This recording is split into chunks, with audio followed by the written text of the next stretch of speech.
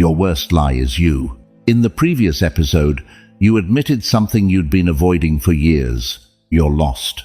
That admission was your first step. But now comes something harder, something more uncomfortable, something you'd rather keep avoiding, because accepting that you're lost was confronting the symptom. But now you have to confront the disease. You have to face why you've been lost for so long, and the answer isn't out there. It's not your job. It's not your circumstances. It's not bad luck.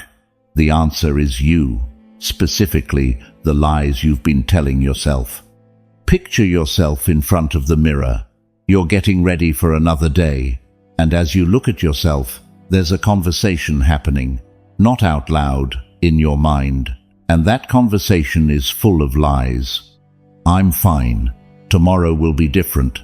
I'm doing the best I can. It's not that bad. I can handle it. It's just temporary. Lies. All lies. And the worst part isn't that you say them. The worst part is that you believe them. Or at least you pretend to believe them long enough to leave the house without having to face the truth. And here's what makes this so insidious. It's not that you decided one day to start lying to yourself. It's that you started small. One little lie here, one justification there, the occasional rationalization, and it worked. It made you feel better temporarily. It let you avoid a difficult conversation. It gave you an escape from uncomfortable reality, so you repeated it. And every time it worked, your brain learned, lying to yourself works. Lying to yourself is useful. Lying to yourself is necessary to keep going. And, slowly, imperceptibly, lying to yourself stopped being an occasional tool and became your operating system. It became your default way of processing reality. Now you don't even notice it. The lie arrives before the truth. The justification appears automatically. The rationalization is instant. You don't have to think about it. Your mind is already trained to protect you from truth with lies. And that training, though well-intentioned, is destroying you, because you can't build anything real on a foundation of lies, no matter how well-intentioned they are. Marcus Aurelius saw this clearly when he wrote, "The human mind has infinite capacity for self-deception. It can see failure and call it learning. It can see cowardice and call it caution. It can see laziness and call it necessary rest, and all while genuinely believing its own labels.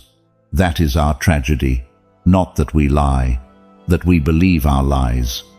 And the truth is brutal. The truth is that you're not fine, that tomorrow will be exactly the same if you don't change anything today, that you're not doing the best you can, you're doing the minimum to survive, that yes, it is that bad, you've just gotten used to the pain, that you can't handle it, that's why you're here, looking for answers, that it's not temporary, you've been like this for years, and it's getting worse. That's the truth. But the truth hurts, so you wrap it in comfortable lies, and you keep going. One more day, one more week, one more year, lying to yourself. There's a story Epictetus used to tell about a student who came to his school. The student said he wanted to transform his life, that he was ready for the work, that this time was different, and Epictetus listened in silence. Then he asked a simple question. What is the biggest lie you tell yourself? And the student froze, because he expected Epictetus to teach him philosophy, to give him techniques, to show him the path. But Epictetus knew something fundamental, that you can't build truth on lies, that before teaching him anything, the student had to dismantle everything false he already believed. And that started with identifying his lies. The student tried to dodge the question. I don't lie to myself. I'm honest with myself. And Epictetus smiled, because that was the biggest lie of all. The lie that you don't lie to yourself. The lie that you're honest with yourself. Because if you were honest with yourself, you wouldn't be where you are. If you were honest about your destructive patterns, you wouldn't keep repeating them. If you were honest about what you need to change, you would have changed it by now. Your current life is evidence of your dishonesty with yourself. Every decision that took you further from where you want to be was preceded by a lie you told yourself to justify it. And you are that student. You've arrived here saying you want to change, that this time is different, that you're ready. But before you can move forward, before you can build anything real, you have to do what that student had to do. You have to identify your lies, all of them, the big ones and the small ones, the obvious ones and the subtle ones, the ones you tell consciously and the ones you've repeated so often you no longer recognize them as lies. Because those lies are the invisible chains keeping you exactly where you are. Marcus Aurelius wrote something in his private meditations that reveals his struggle with this.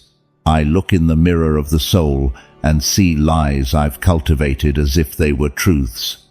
And I wonder how much time I've wasted defending fictions instead of facing facts. The emperor of the most powerful empire in the world admitting he lied to himself, not because he was weak, because he was strong enough to admit it, because he understood that self-deception is the most dangerous prison. Because you don't know you're imprisoned. You think you're free while the lies keep you exactly where you need to be to stay comfortable but stuck. And what's coming in this episode won't be comfortable. It will be a brutal exposure of the most common lies you tell yourself, the excuses you use, the justifications you construct, the narratives you defend. And as you listen to each lesson, you're going to recognize your lies. You're going to feel the discomfort of being seen. You're going to want to resist. You're going to want to rationalize. You're going to want to say, yes, but my case is different. That resistance is a sign we're touching truth. Because lies don't defend themselves. You defend them. And you defend them because without them, you'd have to face the reality you've been avoiding. Seneca observed that most people spend their entire lives at war, not against external enemies, against internal truths. They build elaborate defense systems, complex narratives, sophisticated justifications, all to avoid having to admit simple truths about themselves, that they're not doing the work, that they're choosing comfort over growth, that they're afraid, that they're avoiding, that they're betraying themselves day after day with small lies that accumulate into a wasted life. And the tragedy isn't just that you lie to yourself, it's that you've been lying to yourself for so long that the lies feel like truth. You've repeated, I'm fine so many times that when someone asks, it comes out automatically. You've said, I'll start tomorrow, so many times you don't even register it as a lie anymore. You've justified your decisions with the same excuses so many times that now you believe them. Your lies have become your identity. And dismantling those lies feels like dismantling yourself. But that's another lie. Because you are not your lies. You're who remains when you finally let them go. This episode is not an attack, it's an intervention. Like when you love someone enough to confront them even though it hurts. Like when the doctor gives you a hard diagnosis because ignoring it would kill you. Like when the teacher destroys your illusions because they're the only thing standing between you and your potential. The next 10 lessons are going to dismantle your lies one by one, and not gently, with brutal honesty, because the time for gentleness has passed. You've been gentle with yourself for years, and it brought you exactly here. Lost, stuck, lying to yourself. Seneca said there are 3 types of people: those who never question themselves, those who question themselves occasionally, and those who live in constant questioning. The first are lost without knowing it. The third are constantly finding themselves. But you're the second type. You question yourself enough to feel like you're doing the inner work, but not enough to actually change anything. You ask deep questions and then accept shallow answers. You confront yourself and then comfort yourself with lies. You're in the middle, aware enough to know something's wrong, but not brave enough to face exactly what. So, get ready, because what's coming will confront every excuse, every justification, every comfortable narrative. And when you're done, one of two things will have happened. Either you'll finally see your lies clearly and be able to start living in truth, or you'll close this, add a few more lies to protect yourself from what you heard, and stay exactly the same. The choice, as always, is yours. But this time, you'll consciously know you're choosing lies over truth. And that awareness changes something fundamental, because you can no longer lie to yourself about lying to yourself. If you recognized your lies in what you just heard, if you're ready to stop pretending, write in the comments, "I've been lying to myself, and today I choose the truth even though it hurts." This statement is your commitment, your line in the sand, your moment of honesty after years of self-deception. Write it before continuing, because publicly declaring that you've been lying to yourself does something that thinking it privately doesn't. It makes you accountable. It removes the escape of continuing to pretend. Write it now, and then you'll be ready for the lessons that follow. First, Stoic lesson. The most dangerous lie isn't the one you tell others. It's the one you repeat to yourself every morning in the mirror. Marcus Aurelius discovered something during his years as emperor that changed how he saw everything. He discovered he was excellent at lying. Not to senators, not to the people, to himself. He could look at a terrible situation and convince himself it was under control. He could see his own mistakes and rationalize them as unavoidable circumstances. He could feel fear and call it caution. He could recognize his own self-deception and then completely forget it to keep functioning. And one day he wrote something devastating in his meditations. "I find that I am my own most effective enemy, because I know exactly what lies I need to hear to keep avoiding what I must face. And I tell them to myself with the precision of someone who has studied my weaknesses for decades, because I have. I am the only one who knows all my weak points, and I exploit them constantly to keep myself comfortable." Read that again. The emperor admitting he sabotaged himself with lies specifically designed for his weaknesses. These weren't random lies. They were lies perfectly calibrated to keep him exactly where he was. And you do the same thing. You know exactly which lies work on you, which excuses let you keep avoiding, which justifications let you feel good about bad decisions. So you tell them to yourself, over and over, with the consistency of ritual. And the most dangerous lie, the one you repeat more than any other, is the lie in the mirror. That morning conversation where you evaluate your life, where you ask yourself if you're okay, and you answer yes, even though you know you're not. Where you ask yourself if you're on the right path, and you answer yes, even though you feel lost.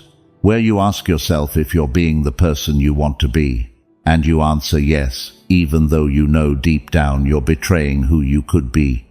That morning lie is the most dangerous because it sets the tone for the entire day. If you start the day lying to yourself about your real state, you'll spend the whole day operating from a lie. You'll make decisions based on a false narrative. You'll avoid what you need to face because your morning lie told you there was nothing to face. You'll continue destructive patterns because your morning lie convinced you they're not destructive. Seneca explained it this way: lying to others is betraying them temporarily. Lying to yourself is betraying yourself permanently. Because every lie you tell yourself reinforces the prison of your own self-deception. And eventually, you forget you're in prison.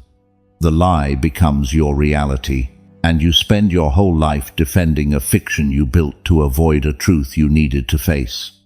And your morning lies have a pattern. They always center on the same areas. Your health: I'm fine, just tired. Your work: it's temporary, it'll get better soon. Your relationships: everything's fine, we're just busy. Your personal growth: I'm working on it. Every area of your life where there's a problem, you have a lie ready. And that lie has been refined through years of constant use. It's efficient, it's convincing, it's close enough to truth that you can believe it, but it's still a lie. Epictetus had a brutal exercise for his students. He asked them to spend an entire week writing down every lie they told themselves. Not lies to others, lies to themselves. And the students would protest, "But I don't lie to myself." And Epictetus would give them examples. When you felt anxious and said it was because you didn't sleep well, instead of admitting you're afraid, lie. When you decided not to exercise and said it was because you didn't have time, instead of admitting you lacked discipline, lie. When you got upset with someone and said it was because they disrespected you, instead of admitting your ego is fragile, lie. And after a week, the students would come back with long lists, 20, 30, 40 lies in 1 week, and they'd realize they spent more time lying to themselves than being honest with themselves.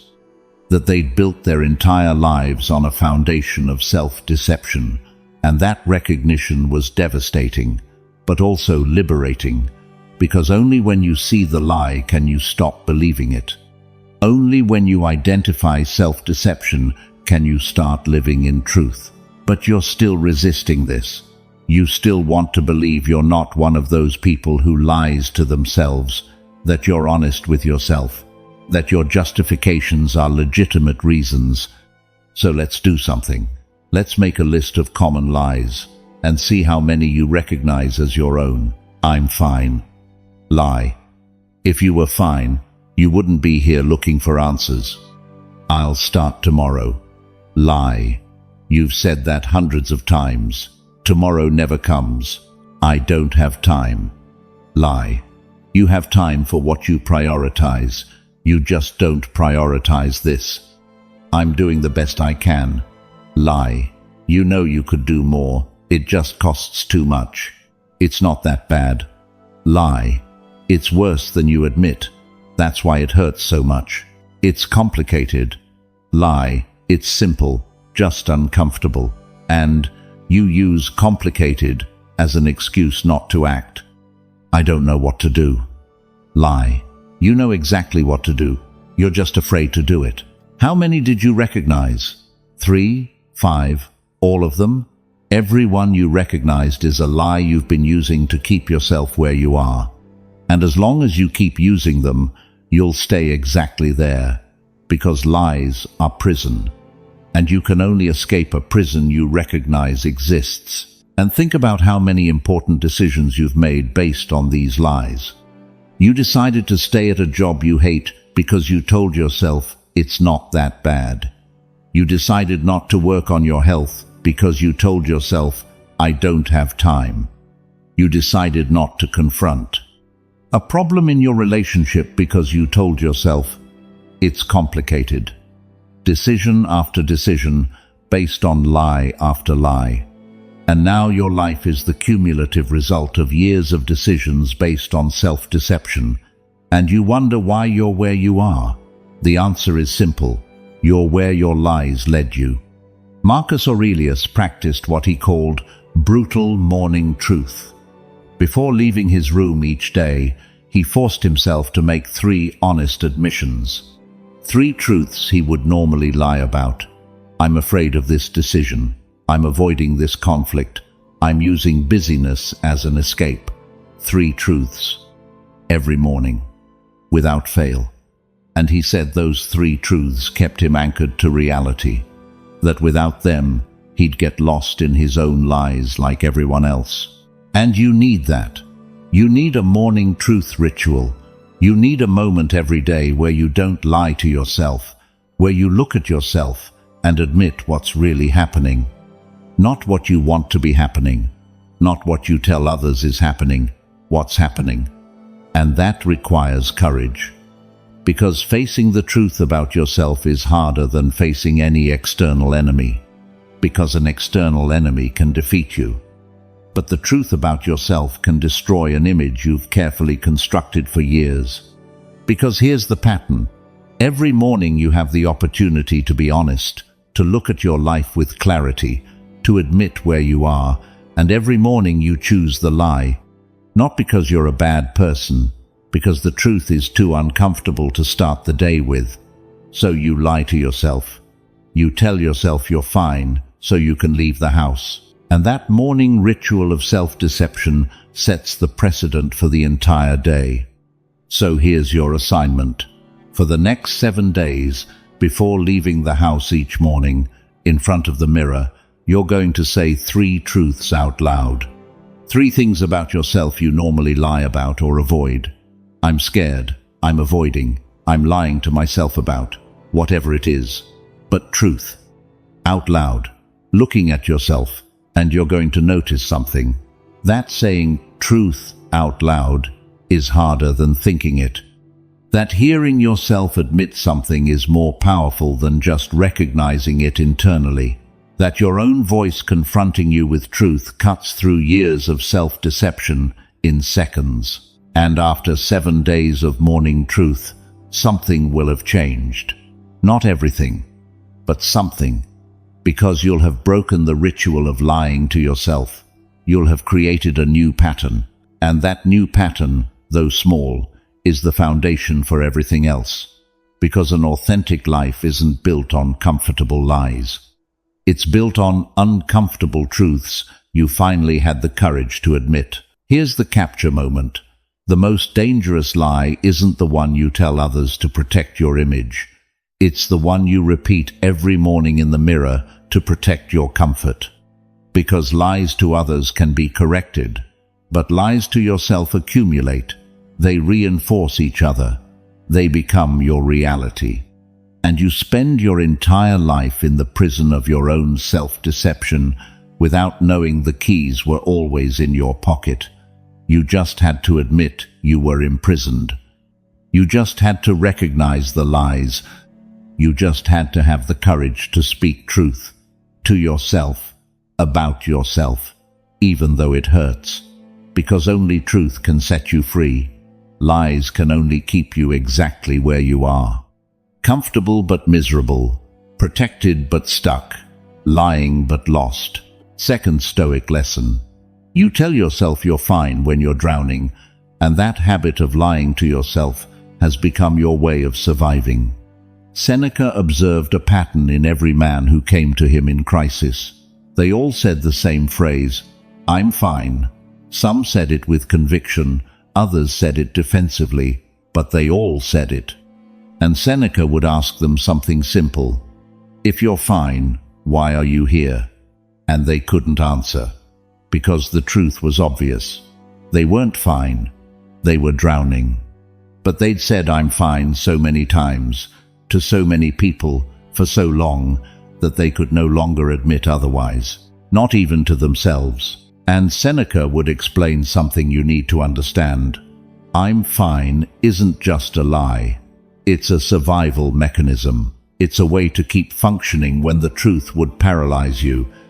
It's a way to get up every morning when admitting how bad things are would keep you in bed.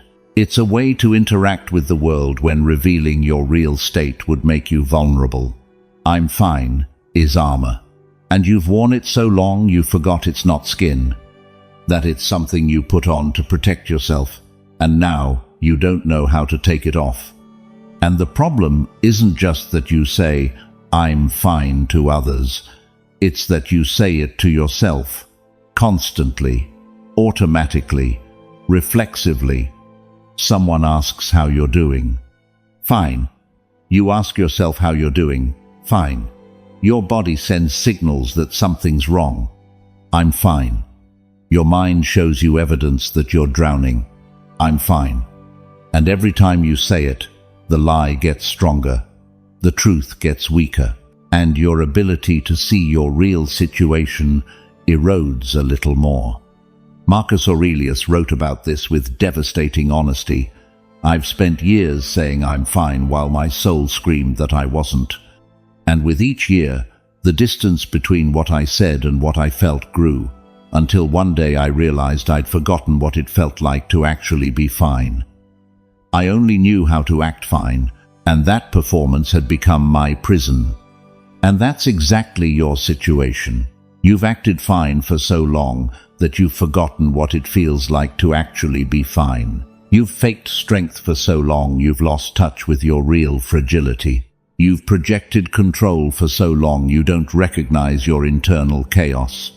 And it all started as survival, as a way to keep going. But it became your way of life. And now you're not just pretending to be fine for others, you're pretending for yourself. And that self-deception is what keeps you drowning while you say you're floating. Epictetus had a student who insisted he was fine, that he just needed a few adjustments, some techniques, some strategies, but that fundamentally he was fine, and Epictetus let him talk. Let him explain how he managed everything, how he had control, how he just needed to optimize a few things. And when he finished, Epictetus told him something brutal. If you were fine, you wouldn't need to convince me so hard. People who are fine don't need to defend themselves. Only people who are drowning need to constantly insist they're floating. And the student broke down. Because Epictetus had seen through his defense, had exposed the fundamental lie. And without that lie, without that armor of I'm fine, the student had to face truth, that he wasn't fine, that he was drowning, that he'd been drowning for years. And that recognition, though painful, was his liberation, because only when you admit you're not fine can you start working on actually being fine. While you pretend, while you lie to yourself, you just sink deeper. But recognizing you're not fine requires something you've avoided: vulnerability, because admitting you're not fine means admitting you don't have control, admitting you need help, admitting you're scared, admitting you don't know how to fix this. And all those admissions feel like weakness, so you avoid them. You say, I'm fine. You project strength, you fake control, and you keep drowning in private while you act like you're floating in public. Seneca explained it perfectly. The man who's drowning cries out for help, but the man who's drowning slowly pretends he's swimming. Because admitting he's drowning slowly requires admitting he's been drowning for a long time, and that admission feels like failure. So he keeps pretending to swim, and he drowns, not dramatically, gradually, while everyone, including himself, believes he's fine. And that's you, drowning slowly, sinking gradually, while you say you're swimming, while you insist you're fine. And the evidence is everywhere. Your health deteriorating, your relationships superficial, your job that you hate, your life that feels empty, your future that terrifies you. But when someone asks, I'm fine, because admitting otherwise would mean having to do something about it. And doing something about it is scarier than continuing to drown. And the most treacherous thing about I'm fine is that it has levels. You don't just say, I'm fine, when someone asks casually. You say, I'm fine, when your body sends alarm signals, when your anxiety is maxed out, when you can't sleep for the third night in a row, when you look in the mirror and don't recognize the person you see. I'm fine. And every time you say it under those circumstances, the lie becomes more powerful. Because you're not just lying, you're denying your own experience, you're invalidating your own signals, you're training your mind to ignore evidence that something's wrong. And that has a cost. Because your body keeps sending signals, your mind keeps showing evidence, but you keep saying, I'm fine. And eventually, something breaks. Not dramatically, not overnight, but it breaks. And when you finally can no longer maintain the lie, when you can no longer pretend you're fine, the collapse is devastating. Because you're not just facing your current situation, you're facing years of denying anything was wrong. Marcus Aurelius practiced what he called a truth inventory.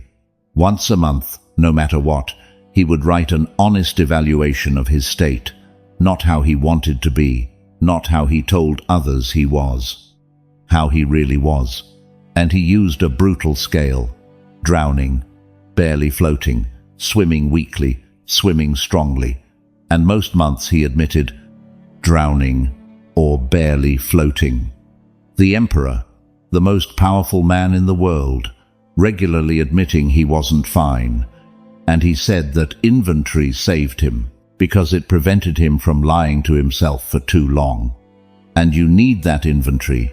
You need a regular moment where you can't pretend, where you have to be honest, where you evaluate your real state without filters, without rationalization, without, yeah, but, just brutal truth about where you are. And that requires courage, because you're going to discover you've been much worse than you admitted, that you've been drowning much longer than you recognized, that "I'm fine" was a bigger lie than you thought. And the cruel irony is that the longer you say, "I'm fine," the harder it becomes to finally admit you're not, because every day that passes, honesty would mean admitting you've been lying, that you've wasted time, that you've been worse than you admitted. So you keep saying, "I'm fine," because the alternative is facing all that time lost in denial. So here's your practice. Right now, this very moment, you're going to do an honest inventory. You're going to evaluate every area of your life on this scale: drowning, barely, floating, swimming weakly, swimming strongly. Your physical health, your mental health, your relationships, your work, your finances, your personal growth, your purpose, every area. And you're going to be brutally honest. No, "I'm fine." No excuses, just where you really are. And you're going to notice something, that most of your areas are in drowning or barely floating, that you've been much worse than you admitted. That "I'm fine" was a massive lie you told yourself so you wouldn't have to face how bad things really were. And that recognition is going to hurt. It's going to be uncomfortable. It's going to destroy the comfortable narrative you built, but it's also going to set you free. Because only when you admit where you really are can you start moving toward where you want to be. Here's the capture moment. You've told yourself "I'm fine" so many times it became your identity, but "I'm fine" isn't who you are. It's armor you wore to survive. And that armor protected you. But it also trapped you. Because as long as you keep telling yourself you're fine when you're drowning, you can't ask for help. You can't change course. You can't admit you need to do something different. You can only keep drowning while pretending to swim. So, let go of the lie. Admit the truth. You're not fine, and that's okay. Because admitting you're not fine is the first step toward actually being fine, not toward pretending to be fine, toward actually being fine. And that path starts with the brutal honesty you've been avoiding, with truth that hurts but liberates, with admitting you're drowning, because only those who admit they're drowning can be rescued, and only those who admit they're not fine can begin to heal. Third Stoic lesson. Epictetus taught that the first step toward freedom is admitting our own slavery, and you keep pretending the chains don't exist. Epictetus was a slave, literally, not metaphorically. His master deliberately broke his leg. He lived in actual chains, and from that experience he wrote something most people completely misunderstand. He wrote, "Physical slaves who recognize their chains have more freedom than free men who deny theirs." And he wasn't just talking about physical slavery. He was talking about all the ways we're enslaved without admitting it. You're a slave to a job you hate but pretend is fine. You're a slave to other people's opinions even though you say you don't care what they think. You're a slave to your addictions even though you call them habits.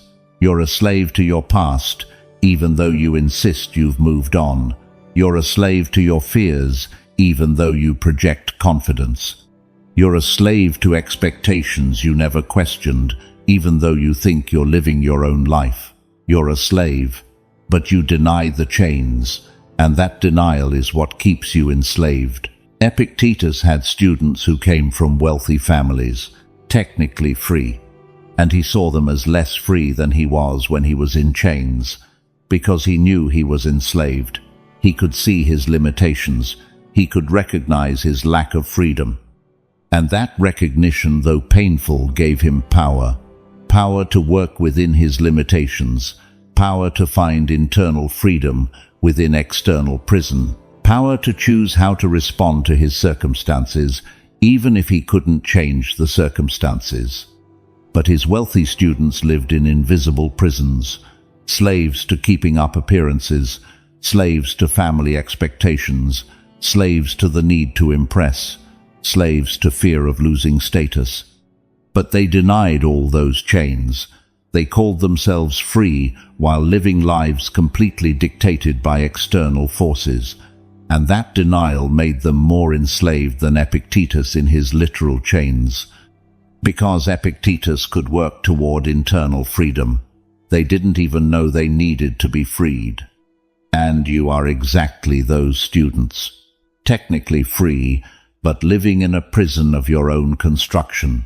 Invisible chains you deny while they control you completely. And the first chain, the most fundamental one, is the denial itself. The lie that you have no chains. The insistence that you're free when every decision you make is dictated by forces you don't even recognize. Marcus Aurelius wrote something devastating about this. The man who denies his chains makes them stronger, because you can't let go of what you won't admit you're holding. You can't free yourself from a prison you insist doesn't exist. Denial is not freedom. It's slavery with better PR. And here's what's most dangerous about denying your chains. It doesn't just prevent you from getting free, it makes you actively defend your prison. Someone points out your destructive patterns, and you get angry. Someone suggests you might not be as free as you think, and you get offended. Someone confronts you with evidence of your enslavement, and you rationalize it away. Because admitting the chains means admitting you've been living a lie, that you've been less free than you claimed, that you've been controlled by things you swore didn't control you. And that admission is humiliating, so you fight against it. You defend your chains. You argue they're not chains but choices. You insist you're in control when the evidence shows otherwise. And in that process of defense, you forge the chains even stronger. Because chains you deny are chains you never examine, and chains you never examine are chains you can never break. Marcus Aurelius practiced brutal self-confrontation. He'd ask himself, what controls my decisions more than my conscious will? And he'd admit, my need for approval, my fear of failure, my addiction to comfort, my resistance to discomfort. And those admissions weren't weakness, they were precise mapping of his prison. Because only when you map your prison can you plan an escape. So, let's identify your chains, the ones you deny, the ones you call by other names, the ones you justify as necessary. You're a slave to your phone. You check it hundreds of times a day. It interrupts every deep thought. It controls your attention. But you call it staying connected. You're a slave to external validation. You modify your behavior based on what others will think. But you call it being considerate. You're a slave to comfort. You avoid any discomfort, but you call it self-care. You're a slave to distractions, Netflix, social media, porn, whatever it is. but you call it relaxation. And the heaviest chain, the one you deny most strongly, is your enslavement to your self-image. You've built a version of who you are, and now you're a slave to maintaining that image. You can't do things that contradict that image. You can't admit things that would damage it. You can't change, because changing would mean admitting the image was false. So you stay enslaved to a version of yourself you built years ago, and you call that being consistent. But it's just being a slave to your own self-deception. And here's how you know whether you live in image versus reality. Ask yourself, how many decisions do I make based on how it will look versus whether it's right for me? How many times do I avoid doing something because it contradicts my image, even though it's what I really want to do? How many times do I do something only because it's consistent with my image, even though it doesn't serve me? If the answer is many, you're living in image. You're enslaved to a version of yourself you invented. And the tragedy is that the image you created was probably admirable, probably a better version of you. But an image, no matter how admirable, is still a prison, because it limits who you can be. It dictates how you must act. It restricts what you can explore. And eventually, you realize you built a beautiful cage, but it's still a cage. Epictetus used to say, "Better to be honestly imperfect than perfectly fake, because the honestly imperfect can improve. The perfectly fake can only maintain the performance." And maintaining a performance for an entire lifetime is the most exhausting way to exist, because you never rest. You're always performing, you're always vigilant, you're always afraid the mask will slip. And that's your state, exhausted from maintaining the image, constantly vigilant, afraid of being discovered, not because you're a bad person, because you're a human pretending to be an image. And no human can maintain an image perfectly forever. Eventually, the mask falls, and when it does, you'd rather it fall because you took it off consciously, not because it fell during a crisis when you were least able to handle it. Seneca explained it perfectly. Ask any man if he's free, and he'll tell you yes, then watch his day. Watch how many of his actions are truly chosen versus how many are automatic reactions, fulfillment of expectations, service to addictions, obedience to fears, and you'll discover that the free man he claims to be is a slave to 1,000 invisible masters, and the first of those masters is his denial of the other 999. And here's why this matters so much. As long as you keep denying your chains, as long as you keep insisting you're free, you can't work toward real freedom. You can't free yourself from slavery you won't admit. You can't let go of chains you deny exist. Your denial doesn't protect you, it traps you deeper. Because the slave who knows he's a slave seeks freedom. The slave who denies his slavery only forges stronger chains. Epictetus practiced what he called a chain inventory.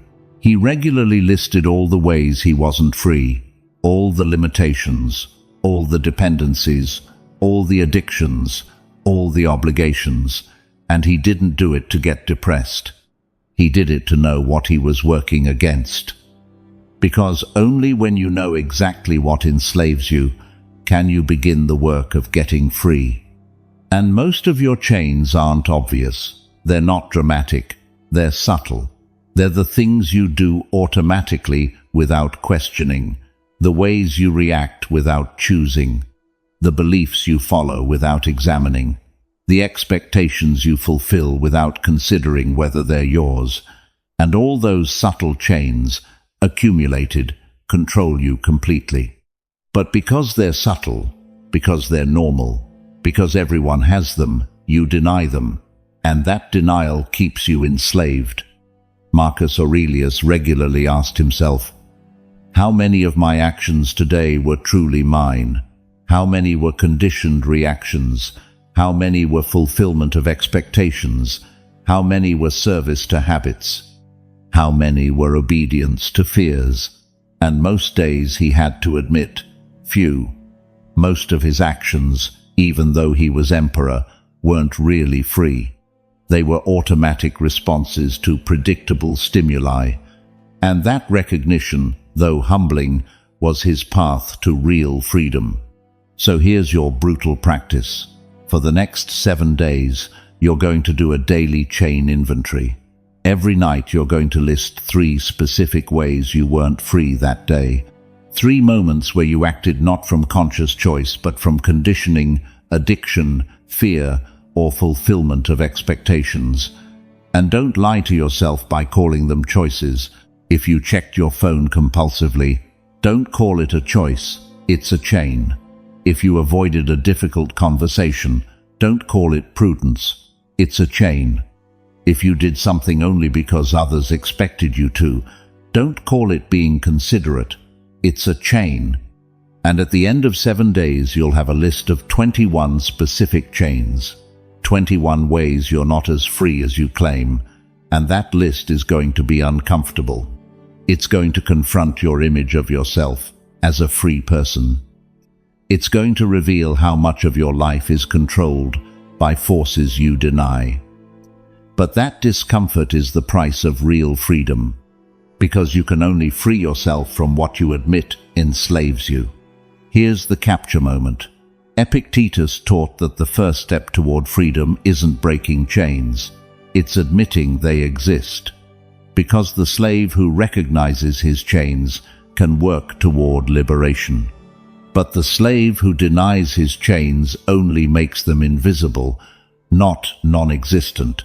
And you've been denying your chains for years, calling them choices, calling them preferences, calling them necessities. But they're still chains, and as long as you keep denying them, as long as you keep insisting you're free, you'll remain exactly as enslaved as you are now. So stop denying, start recognizing. Identify your chains, all of them, the obvious and the subtle, the dramatic and the normal, because only honest recognition of your current slavery can lead you to real freedom. And that freedom doesn't come from denying you have chains. It comes from admitting them, understanding them, and then, systematically, breaking them one by one. 4th Stoic lesson. Every time you say, "I'll start tomorrow," you're signing a contract of betrayal with yourself that you've already broken hundreds of times. Seneca observed a pattern in every man who came to him seeking wisdom. They all had plans, elaborate plans, detailed plans, perfect plans, and all those plans started tomorrow. Tomorrow I start exercising. Tomorrow I stop procrastinating. Tomorrow I have that difficult conversation. Tomorrow I change my habits. Tomorrow I start living differently. And Seneca would ask them something simple. Why not today? And they all had answers. Good answers. Legitimate reasons why today wasn't ideal. Why tomorrow would be better. Why they needed to wait. And Seneca would tell them something brutal. Tomorrow is humanity's most popular lie. It's the day that never comes. It's the refuge of every coward. It's the excuse of every procrastinator. It's the graveyard of all potential. Because when tomorrow comes, it will be today. And you'll say, tomorrow again. And that cycle will continue until you run out of tomorrows. And then you'll die with a list of things you were going to start tomorrow. And you've said, "I'll start tomorrow," hundreds of times, maybe thousands. You've said it about exercise, about diet, about a project, about a relationship, about your career, about your life. And every time you said it, you believed it. You genuinely believed tomorrow would be different, that tomorrow you'd have motivation you don't have today, that tomorrow you'd have discipline you don't have today, that tomorrow you'd be a person you're not today. But tomorrow came, and you were still you, with the same excuses, the same resistance, the same fears, and you said again, "I'll start tomorrow." And here's what you don't understand about "I'll start tomorrow." It's not just postponement, it's betrayal. Every time you say, "I'll start tomorrow," you're making a promise to yourself. And every time tomorrow comes and you don't start, you break that promise. And after breaking that promise hundreds of times, something fundamental changes. You stop trusting yourself. You stop believing your own promises.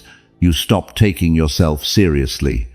Because you've repeatedly demonstrated that your words mean nothing, that your commitments are suggestions, that your intentions are fantasies. Marcus Aurelius wrote something you need to burn into your soul. Every promise you make to yourself and don't keep is an act of self-betrayal. And self-betrayal is worse than any external betrayal. Because you can recover from others betraying you, but you can't recover from constantly betraying yourself. Eventually, you stop being someone you can trust, and then you're truly lost. And you are truly lost, because you've betrayed yourself so many times that you no longer trust you. When you make a plan, part of you already knows you won't follow it. When you set a goal, part of you already expects to fail. When you say, "This time is different," part of you laughs because you've said that before, and it never was different. You've trained your mind not to take you seriously, and that training is destroying you. Epictetus had a student who always said, "I'll start tomorrow," and Epictetus let him say it for weeks, until one day he asked, "How many times have you said, 'I'll start tomorrow'?" And the student didn't know, many. So Epictetus gave him an assignment. For the next month, every time you say, "I'll start tomorrow," mark it down. And every day you don't start, even though you said you would, mark that too. And at the end of the month, the student had said, "I'll start tomorrow" 42 times, and had started 0 times. 0.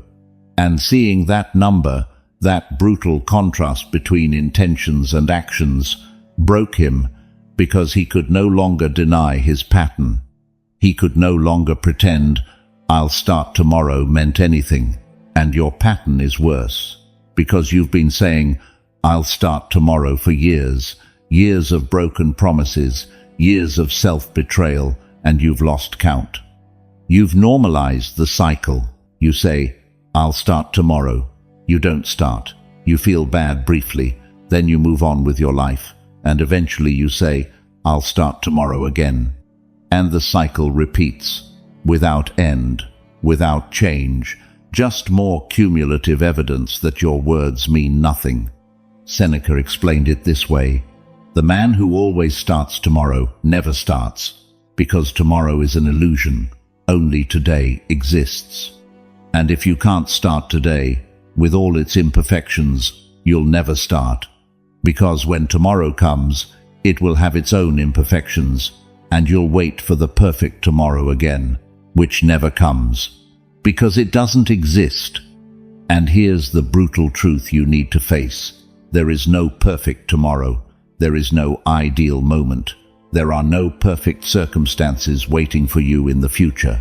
If you need perfect conditions to start, you'll never start, because conditions are never perfect.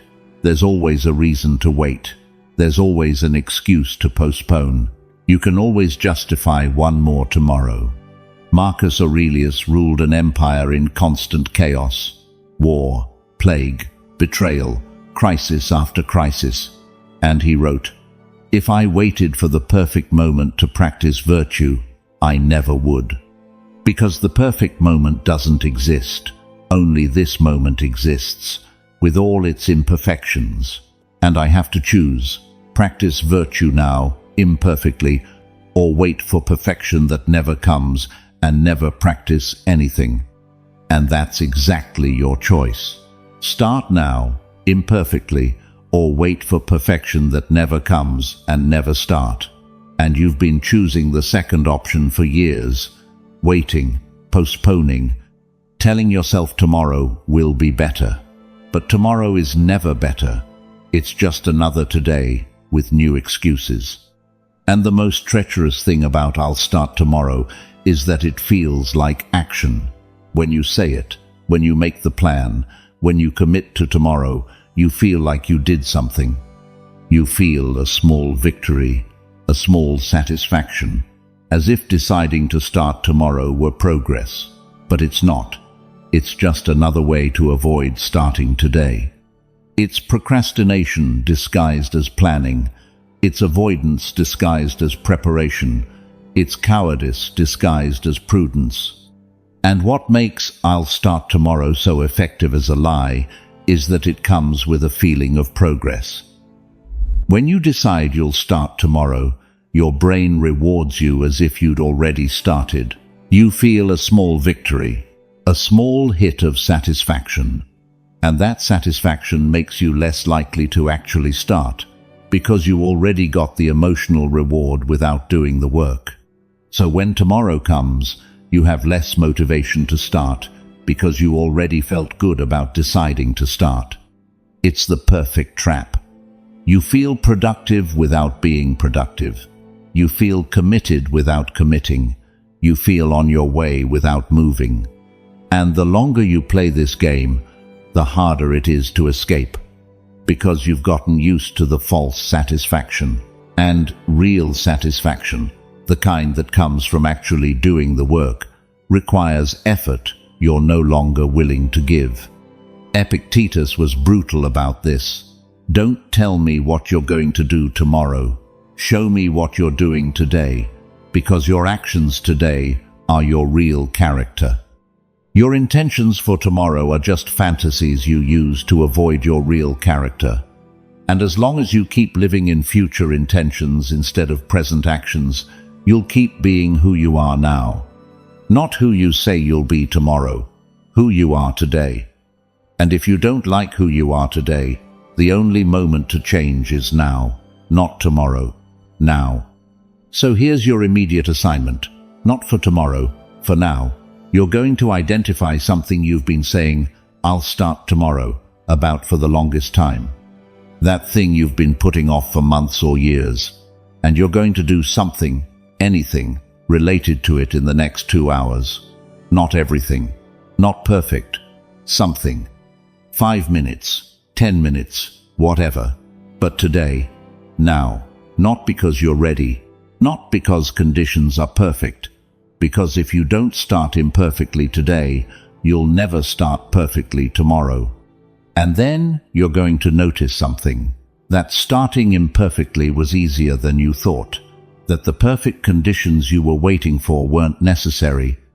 That you could do something without having everything figured out. That "I'll start tomorrow" was an excuse, not a necessity. And that recognition is going to be uncomfortable, because it will reveal that you wasted months or years waiting for conditions that were never necessary.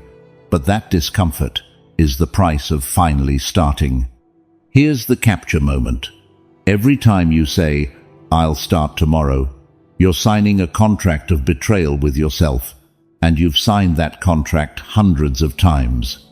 And every time you sign it, every time you don't start even though you said you would, you lose credibility with yourself. You lose trust in your own words. You lose respect for your own commitments. And eventually, you become someone who can't trust themselves, who doesn't take their own promises seriously, who lives in an endless cycle of broken intentions. So stop signing that contract. Stop saying, "I'll start tomorrow." Start today, now, imperfectly, without ideal conditions, without guarantees. Just start. Because the only tomorrow that matters is the one you build with today's actions, and today is the only day you actually have. So use it or lose it. But stop pretending tomorrow will be different if today stays the same. Fifth Stoic lesson. You invented a version of yourself that doesn't exist, so you wouldn't have to face the real version that scares you. Marcus Aurelius had a problem. There were two versions of him. The public version everyone saw, the emperor, the philosopher, the wise leader, calm, controlled, virtuous. And then there was the version only he knew, the private one, the real one, scared, doubting, lost, constantly struggling with his own weaknesses. And he wrote about this division with brutal honesty. "I've built an image of Marcus Aurelius that impresses, but I am not that image. I am the man behind the image. And that man is far more fragile, far more confused, far more human than the image suggests." And you have the same problem. You've built a version of yourself, a version you project, a version you defend, a version you describe when someone asks who you are. You're the organized one, or the successful one, or the one who has everything under control, or the one who doesn't care what others think, or the one who always has answers. Whatever your version is, you've cultivated it carefully, you maintain it consistently, and you protect it fiercely. But that version isn't you. It's a construction, it's an image, it's a character you play, and you know it. In private moments, when you're alone, when no one's watching, you know you're not the version you project. You know you're more complicated, more contradictory, weaker, more scared, more lost. But that real version scares you, so you hide it, and you maintain the image, and you pretend the image is you. Seneca saw this constantly. Men who had invested so much in their image that they'd forgotten who they were without it. He'd ask, "Who are you when no one's watching?" And most couldn't answer, because they'd spent so much time being their image that they'd lost touch with who they were without it. The image had become their identity. And the real person, the vulnerable one, the imperfect one, had been buried so deep they didn't even know if it still existed. And that's your deepest fear. Not that others will discover you're not your image. That you'll discover you don't know who you are without your image. That if you stripped away all the layers of pretense, all the performances, all the projections, you'd find nothing. Or worse, you'd find someone you don't like, someone weak, someone scared, someone lost. So you maintain the image, not to fool others, to protect yourself from yourself. Epictetus had a devastating exercise for students trapped in their images. He'd ask them to complete this sentence: "If people knew the truth about me, they'd know that." And then they had to write 10 truths that contradicted their image. The guy who projected confidence had to admit his fears. The guy who projected success had to admit his failures. The guy who projected control had to admit his chaos. And most couldn't do the exercise, because admitting truths that contradicted their image felt like destroying themselves, like revealing they were a fraud, like admitting they'd been lying for years. But Epictetus insisted, because he understood something fundamental. You can't be authentic while maintaining a false image. You can't grow while limiting yourself to acting a version of you. You can't transform while trapped in pretending to be who you're not. The image doesn't protect you, it imprisons you. And the longer you maintain it, the harder it is to let go, because you've invested so much in it that letting go feels like losing your identity. But your identity is not the image. Your identity is who you are beneath the image. And that person, though imperfect, is the only one who can grow, the only one who can change, the only one who is real. Marcus Aurelius wrote something that sums all this up. I've spent years perfecting my public image, and in the process, I've neglected my real development. Because perfecting an image is about appearing, real development is about being, and you can't do both simultaneously, because one requires pretending, the other requires honesty. One requires consistency with the image, the other requires admitting when the image is wrong. And you've invested more energy in maintaining your image than in actually developing yourself. Because maintaining the image is easier, it's predictable, It's controllable. You know what to do. You know what to say. You know how to act. But real development requires admitting weaknesses, requires exposing yourself, requires vulnerability, requires admitting when you're wrong, requires changing even when it contradicts your image. And all of that is terrifying, so you stick with the image, and you call that being consistent, but it's just fear disguised as integrity. And the image you built probably started honestly. It was probably who you aspired to be, who you wanted to become. But at some point, it stopped being aspiration and became performance. You stopped working to become that version and just started pretending you already were that version. And that pretending, though easier than the real work, created a massive gap. A gap between who you say you are and who you really are. And that gap is the source of your emptiness. Because you can't feel whole when you're constantly performing. You can only feel whole when you're authentic. And here's how you know whether you live in image versus reality. Ask yourself, how many decisions do I make based on how it will look versus whether it's right for me? How many times do I avoid doing something because it contradicts my image, even though it's what I really want to do? How many times do I do something only because it's consistent with my image, even though it doesn't serve me? If the answer is many, you're living in image. You're enslaved to a version of yourself you invented. And the tragedy is that the image you created was probably admirable, probably a better version of you. But an image, no matter how admirable, is still a prison, because it limits who you can be. It dictates how you must act. It restricts what you can explore. And eventually, you realize you built a beautiful cage, but it's still a cage. Epictetus used to say, "Better to be honestly imperfect than perfectly fake," because the honestly imperfect can improve. The perfectly fake can only maintain the performance. And maintaining a performance for an entire lifetime is the most exhausting way to exist, because you never rest. You're always performing. You're always vigilant. You're always afraid the mask will slip. And that's your state. Exhausted from maintaining the image, constantly vigilant, afraid of being discovered. Not because you're a bad person, because you're a human pretending to be an image, and no human can maintain an image perfectly forever. Eventually the mask falls.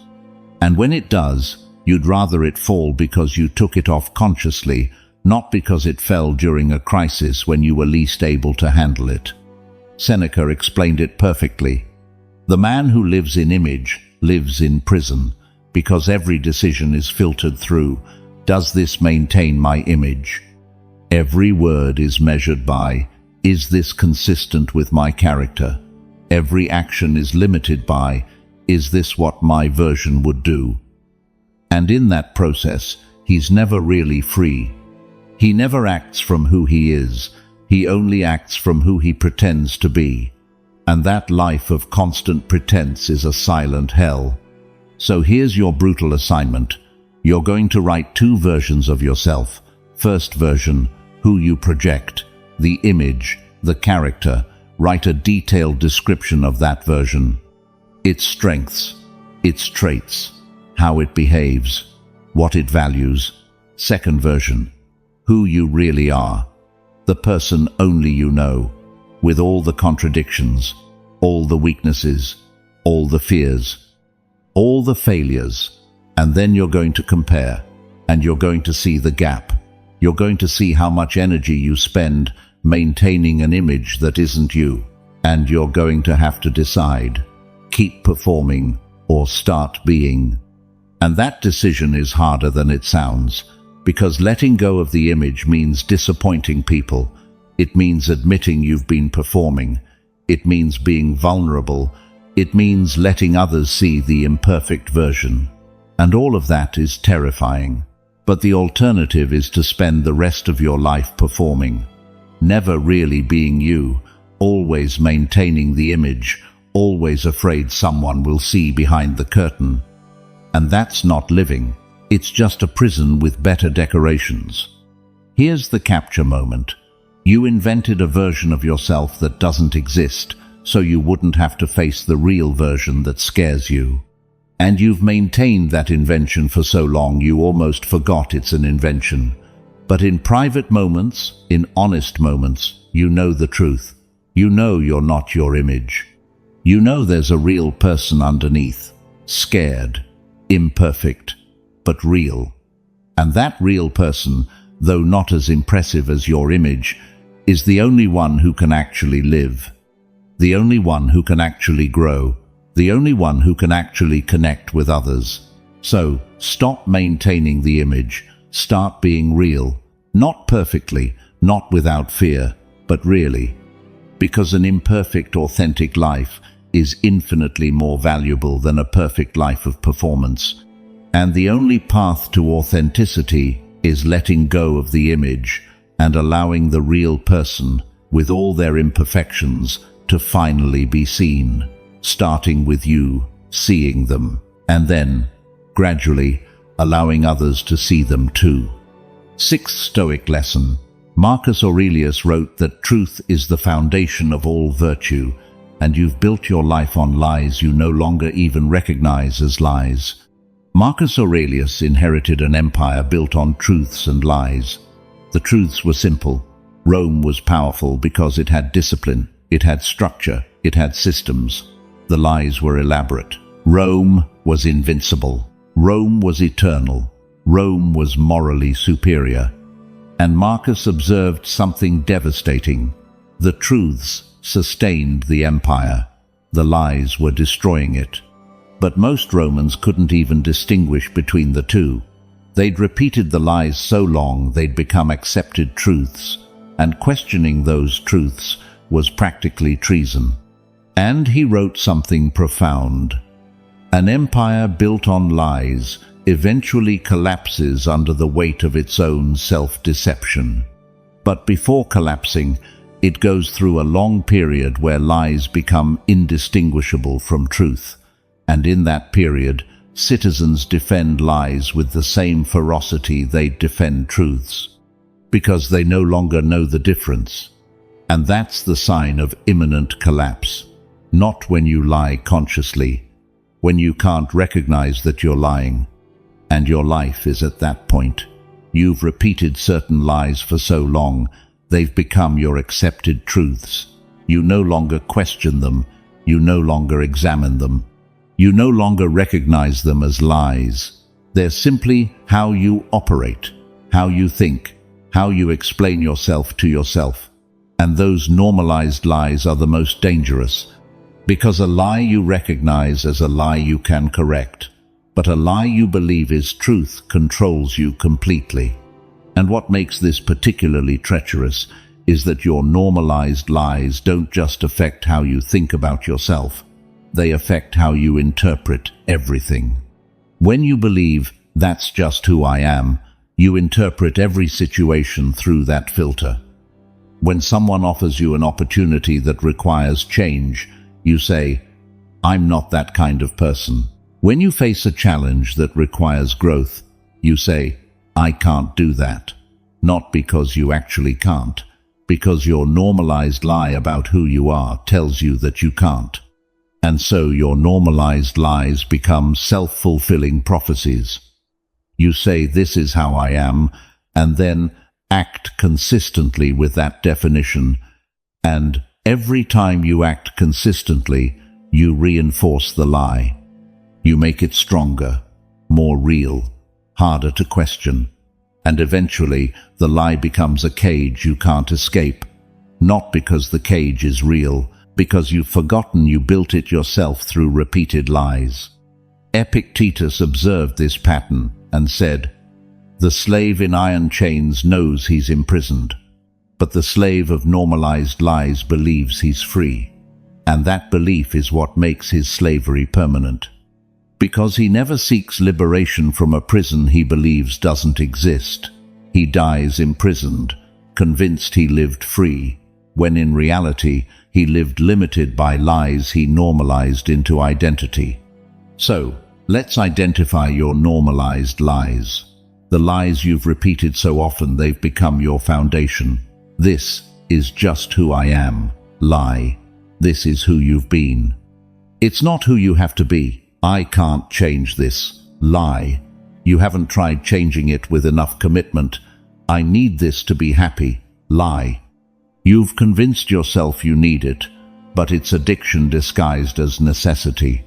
This is the best I can do. Lie. It's the comfortable thing you're willing to do. I have no choice. Lie. You have choices.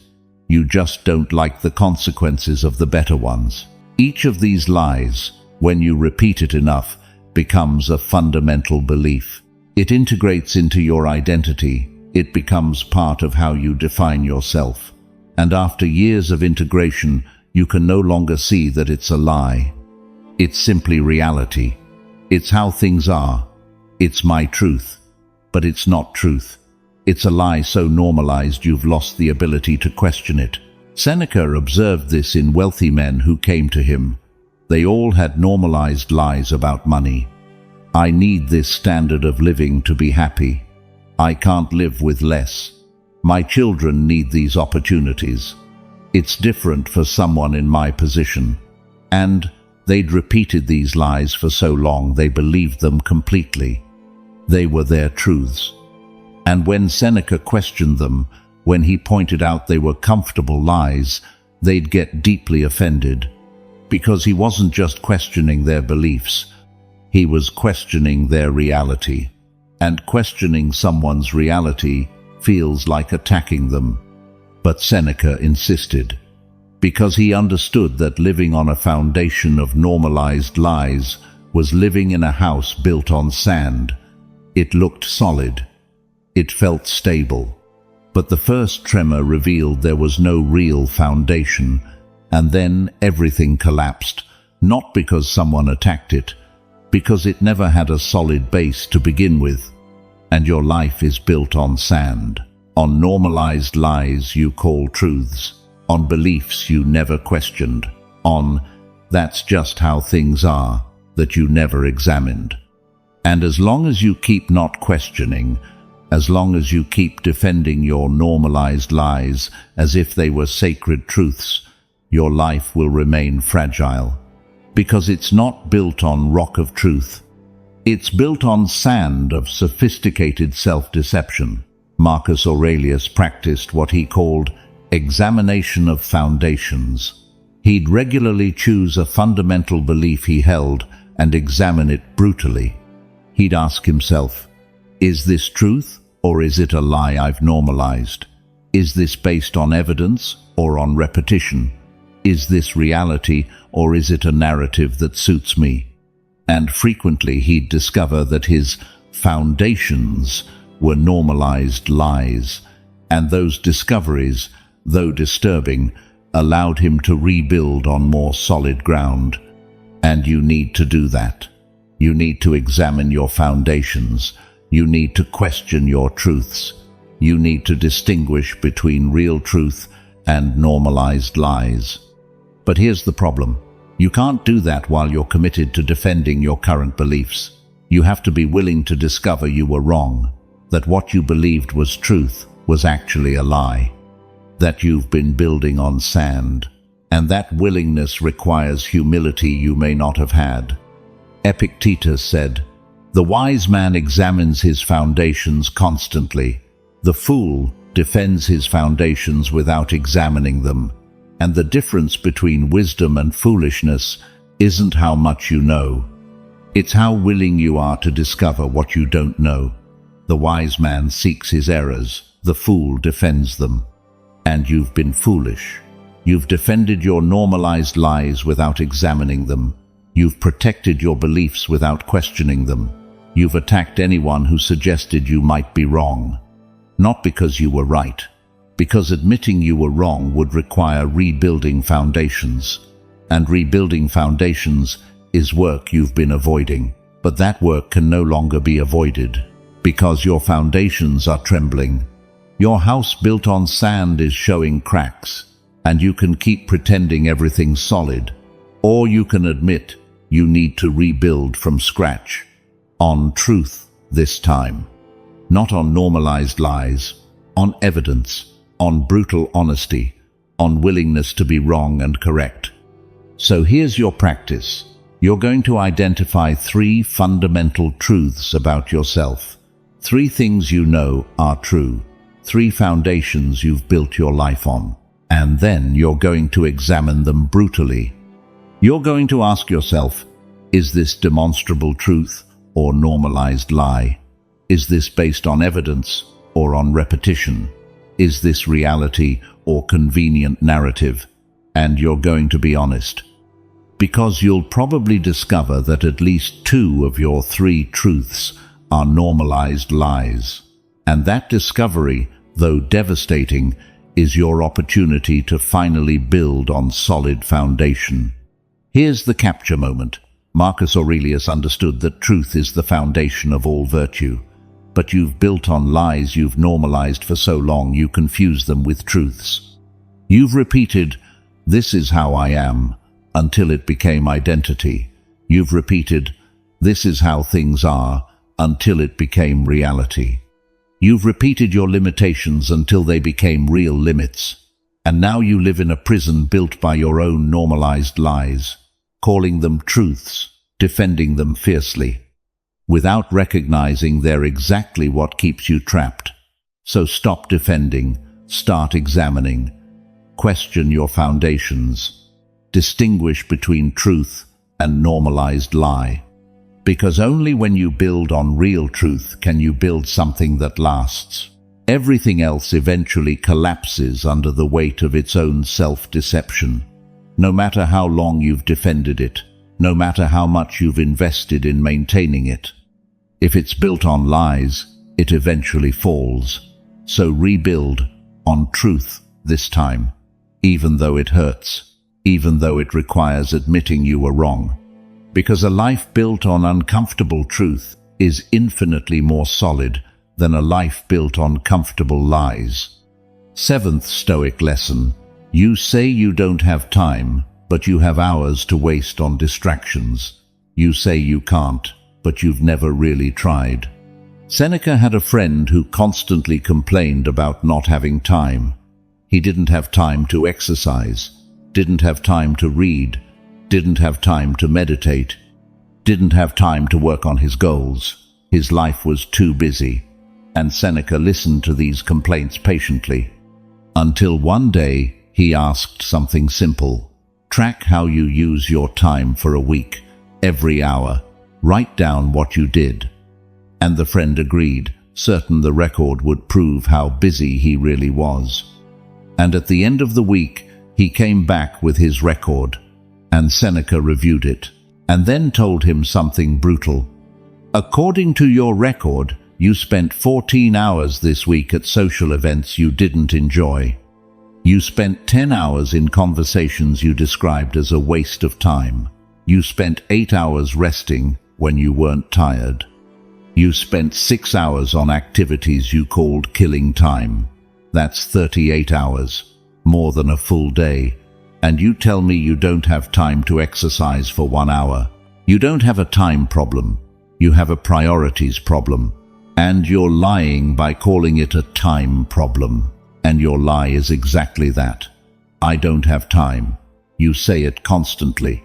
For exercise, for reading, for learning a new skill, for working on an important project, for having deep conversations, for anything that requires real effort.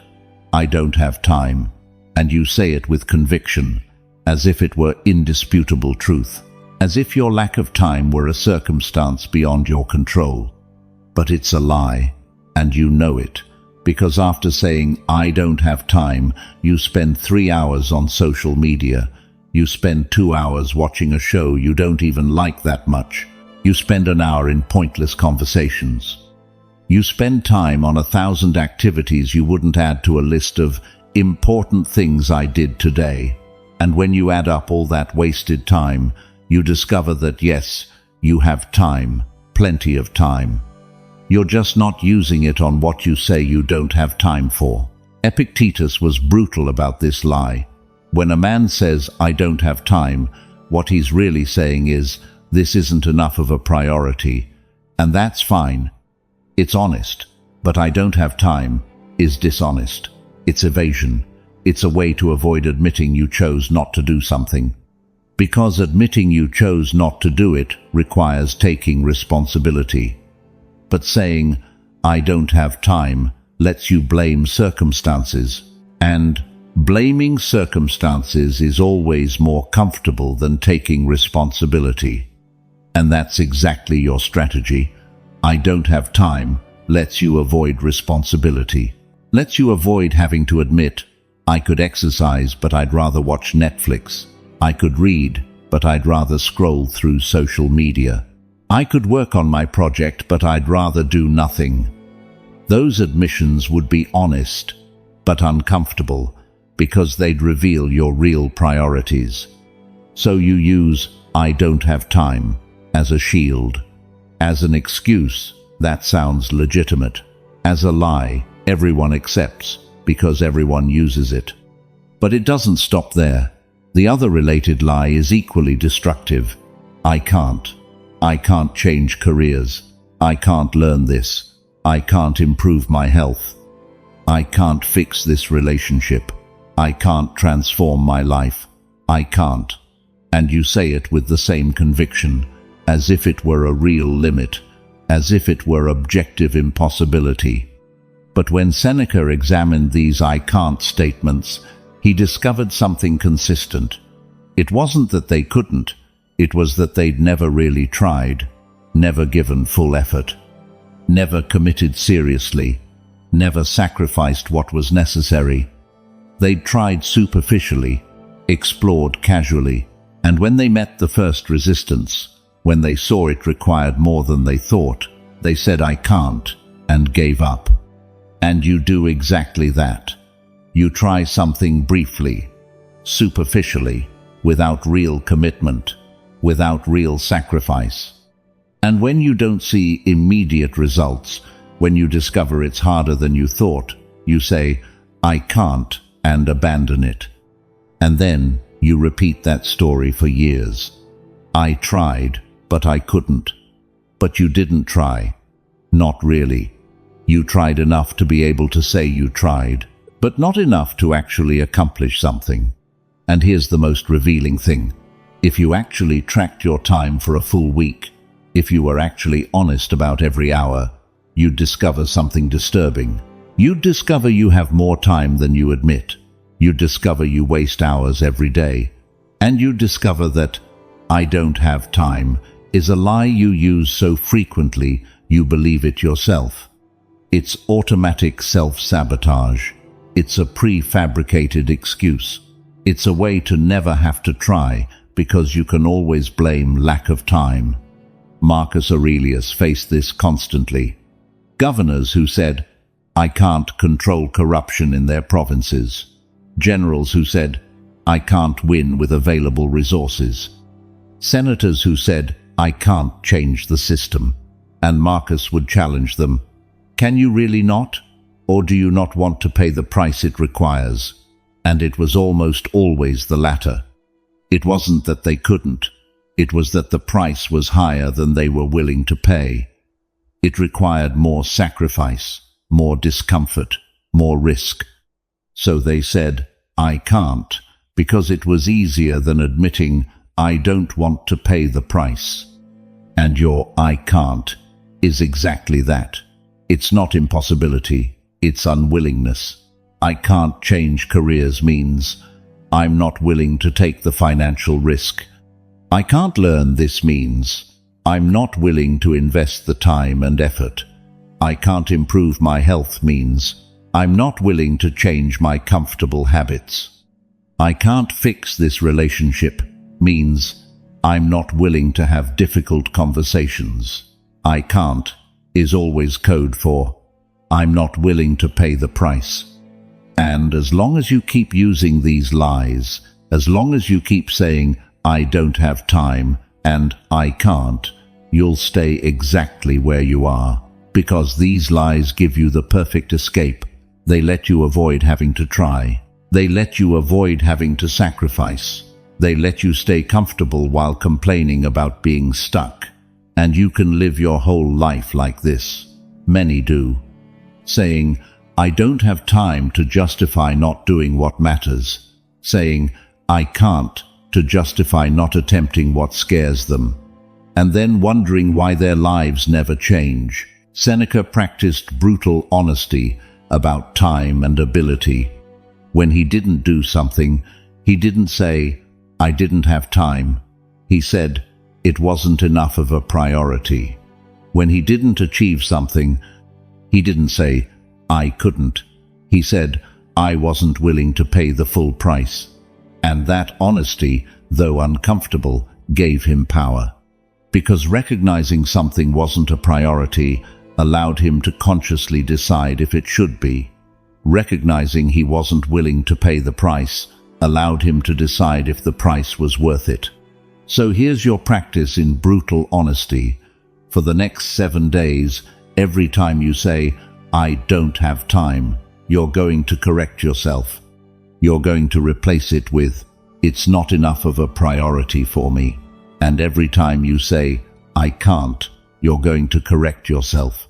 You're going to replace it with, I'm not willing to pay the price it requires. And you're going to say those corrections out loud, because that forces you to take responsibility. That removes the escape of blaming circumstances. That confronts you with your real choices. And it's going to be uncomfortable, extremely uncomfortable, because you'll have to admit truths you've been avoiding. You'll have to recognize that exercising isn't enough of a priority for you, that changing your life isn't important enough to pay the price, that you've been choosing comfort over growth. And those admissions hurt, but they also liberate. Because honesty about your real priorities allows you to consciously decide if you want to change them. Honesty about prices you're not willing to pay allows you to decide if maybe you should be. Here's the capture moment. I don't have time and I can't are your favorite lies. You use them to avoid responsibility, to justify inaction, to keep yourself comfortable. But they're lies. You have time, plenty of time. You're just not using it on what matters. And you can. Almost anything you say you can't do, you can. You're just not willing to pay the price it requires. So stop lying. Tell the truth. It's not enough of a priority. I'm not willing to pay the price. Those are honest truths. And honesty, though uncomfortable, is the only thing that can free you from the cycle of excuses that's kept you stuck for years. Because only when you admit your real choices can you change your choices. Only when you recognize your real priorities can you adjust your priorities. And only when you stop hiding behind, I don't have time and I can't, can you start building a life based on conscious decisions instead of automatic excuses. 8th Stoic lesson. The truth hurts once. Lies hurt every day of your life without you realizing where the pain comes from. Marcus Aurelius observed something during his years as emperor that most people never notice. He observed that people who lived in truth, though their lives were harder at first, eventually had less suffering, while people who lived in lies, though their lives seemed easier at first, eventually suffered constantly. And the difference was simple but profound. Truth hurts once, when you admit something difficult, when you face uncomfortable reality, when you acknowledge failure, when you accept responsibility. It hurts, it's sharp, it's intense, it's immediate. But after that pain, there's clarity, there's resolution, there's the ability to move forward. Truth gives you concentrated pain followed by release, like surgery. It hurts intensely during the procedure, but then it heals. But lies hurt differently. They don't hurt sharply, they don't hurt intensely, they hurt constantly, like a dull ache that never goes away. like low-level anxiety that's always present, like an emptiness you can't fill, like a restlessness you can't calm. And the worst part is, you don't recognize that constant pain as the result of your lies. You think it's just how life feels, that it's normal to feel this way, that everyone feels this way. But no, it's specifically the result of living in lies. Seneca explained it perfectly. The man who lies to others carries guilt he can confess and release. But the man who lies to himself carries dissonance he cannot name. He knows on some level that something isn't right. He feels tension between what he says and what he knows, between the image he projects and the reality he lives. And that tension is constant. It's exhausting. It's a source of suffering he can't identify, because the source is his own self-deception.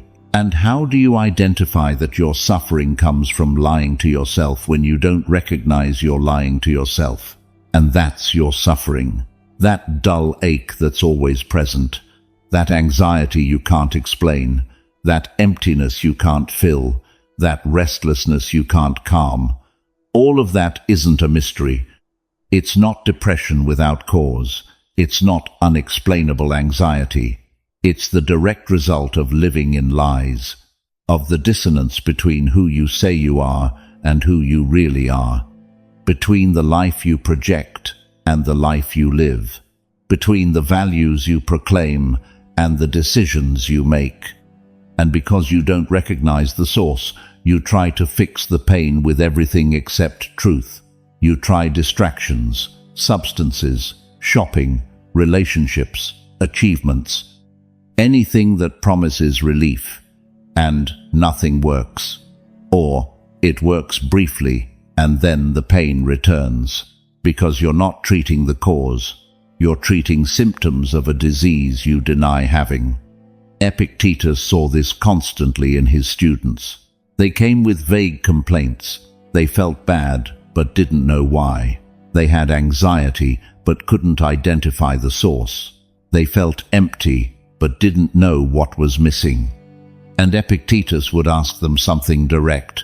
Where are you lying? Where is there a gap between what you say and what you do? Where do you proclaim something but live the opposite? And almost always, when they identified their fundamental lies, their vague suffering became clear. It wasn't mysterious depression. It was the result of living in contradiction with themselves. And you have that same vague suffering, that constant feeling that something isn't right, that something's missing, that something's wrong. And you've tried to fix it with everything. You've tried changing jobs, changing cities, changing partners, changing routines, changing your image, and nothing has worked, because the problem isn't external, it's the internal dissonance. It's the gap between who you pretend to be and who you really are. It's the cost of living in lies.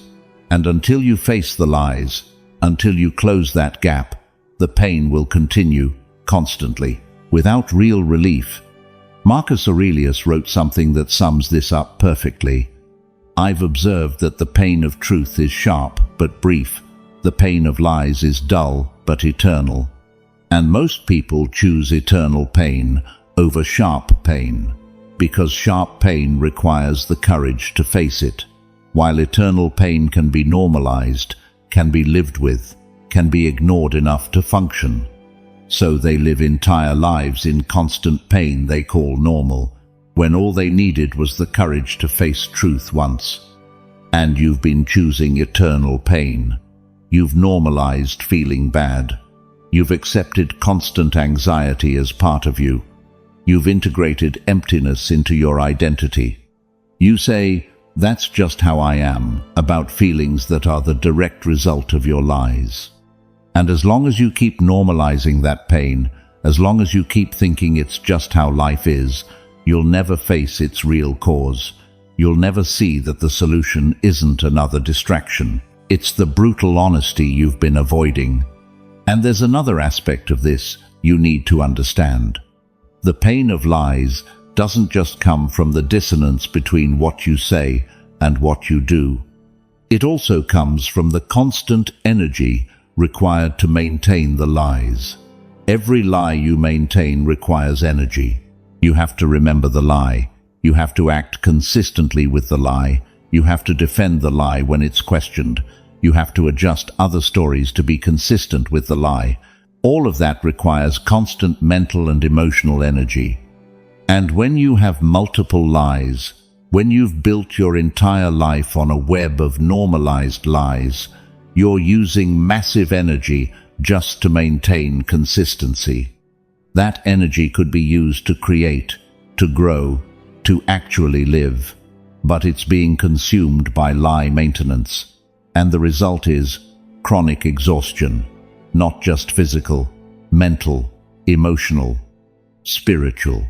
You're exhausted not because your life is so hard, because you're spending enormous energy maintaining a false version of yourself. And that exhaustion is another pain you don't recognize as the result of your lies. You think you're tired because you work a lot, because life is stressful, because you have responsibilities. But a significant part of your exhaustion comes from the constant energy required to live in lies, to perform, to maintain the image, to defend yourself, to rationalize. All of that is exhausting work. And you do it constantly, without rest, because you can't rest from being fake. You have to maintain the performance consistently. Seneca practiced what he called a pain inventory. He'd regularly ask himself, what's bothering me? Where do I feel tension? Where is there discomfort? And then he'd trace that pain to its source. And almost always the source was some form of dishonesty, something he said but didn't do, something he proclaimed but didn't live, some gap between image and reality. And when he identified the specific lie, when he named it and faced it, the associated pain would disappear, not gradually, immediately, because the pain was directly the result of the lie. And you need to do that inventory. You need to trace your pain to its source. You need to ask yourself, where's the gap? Where do I proclaim something but live the opposite? Where do I say I value something but my actions show different? Where do I project an image I know is false? And when you identify those specific gaps, when you name those particular lies, your vague suffering will become clear. And you'll have a choice. Keep living in lies and maintaining the pain, or face truth and accept sharp but brief pain. And facing truth is scary, because the sharp pain of truth is real. It's intense. It's the pain of admitting you've been wrong, of recognizing you've wasted time, of accepting you've been lying to yourself, of letting go of an image you cultivated for years. That pain is significant, but it's finite. It has an end. After that pain comes clarity, comes peace, comes the ability to build on a real foundation instead of lies. But the pain of lies never ends. It continues, day after day, year after year, like the constant soundtrack of your life. And eventually, you get so used to it, you forget there's an alternative. You forget you can live without that dull ache. You forget that clarity and peace are possible. And you die having lived an entire life in constant pain that could have been resolved with one decision to face truth. So here's your final assignment for this lesson. You're going to do an inventory of your pain. You're going to identify 3 specific ways you suffer constantly. 3 types of discomfort that are part of your normal experience. It could be anxiety. It could be emptiness. It could be restlessness. It could be tension. Whatever it is, 3 pains that are always present. And then you're going to trace each one to a specific gap between what you say and what you do, between who you project yourself to be and who you really are, between what you claim to value and how you actually live. And you're going to discover something revealing, that your suffering isn't a mystery. It's not purely chemical. It's not just your personality. It's the direct result of living in contradiction with yourself, of maintaining lies, of projecting a false image. And that discovery gives you a choice. You can keep maintaining the lies and the pain, or you can face truth, experience the sharp pain of honesty, and then live with the clarity that only truth can give. Here's the capture moment. Truth hurts once, intensely, but then it liberates. Lies hurt constantly, dully, eternally. And you've been choosing eternal pain because you were afraid of sharp pain. You've lived years in constant anxiety, constant emptiness, constant tension, and you've normalized that pain. You've called it just how I am, when all that pain is simply the result of living in lies, of the gap between who you say you are and who you really are. And as long as you keep maintaining that gap, as long as you keep living in contradiction, the pain will continue, without end, without real relief. So choose the pain that ends over the pain that doesn't end. Choose sharp truth over chronic lies. Face what you've been avoiding. Admit what you've been denying. And yes, it will hurt, intensely, but only once. And after that pain comes something you've forgotten exists, real peace that only comes from living in truth. Ninth Stoic lesson. Seneca warned that we deceive ourselves more often than others deceive us, and we've been ignoring that warning for 2,000 years. Seneca observed a fascinating pattern in Roman society. Romans had elaborate laws against fraud. They had severe punishments for liars. They had complex systems to detect deception in commerce, in politics, in relationships. They were obsessed with not being deceived by others. They spent enormous energy protecting themselves from external lies. And meanwhile, they lied to themselves constantly. And those internal lies caused them infinitely more damage than any external lie ever could. And Seneca wrote something you need to burn into your soul. We spend our entire lives vigilant against the lies of others. We develop instincts to detect when someone isn't being honest. We're deeply offended when someone lies to us. But with ourselves, with our own lies, we're completely indulgent. We lie to ourselves constantly and call it optimism. We deceive ourselves systematically and call it a positive outlook. We betray ourselves repeatedly and call it being flexible. And the result is that we do more damage to ourselves than any external enemy ever could. And that's your situation exactly. You're vigilant against the lies of others. When someone lies to you, you detect it. You get offended. You protect yourself. You cut the relationship if necessary. But with yourself, you're completely different. You lie to yourself constantly, and you allow it. You deceive yourself systematically, and you justify it. You betray yourself repeatedly, and you rationalize it. You have a massive double standard. Zero tolerance for external lies. Infinite tolerance for internal ones. And here's why this is so destructive. When someone else lies to you, you can walk away. You can cut contact. You can protect yourself. But when you lie to yourself, there's no escape. You can't walk away from yourself. You can't cut contact with yourself. You can't protect yourself from yourself. You're trapped with your own deceiver, and that deceiver knows you perfectly, knows all your weaknesses, knows exactly which lies work on you, knows precisely how to manipulate you, because it's you. Marcus Aurelius wrote about this with devastating honesty. I've discovered that I am my own worst enemy, not because others don't try to harm me. They do. But I do more damage to myself in one day of self-deception than all my enemies combined could do in a year, because I know exactly where to strike to cause maximum damage. I know exactly which lies to believe. I know exactly how to sabotage myself, and I use that knowledge against myself constantly. And you do the same thing.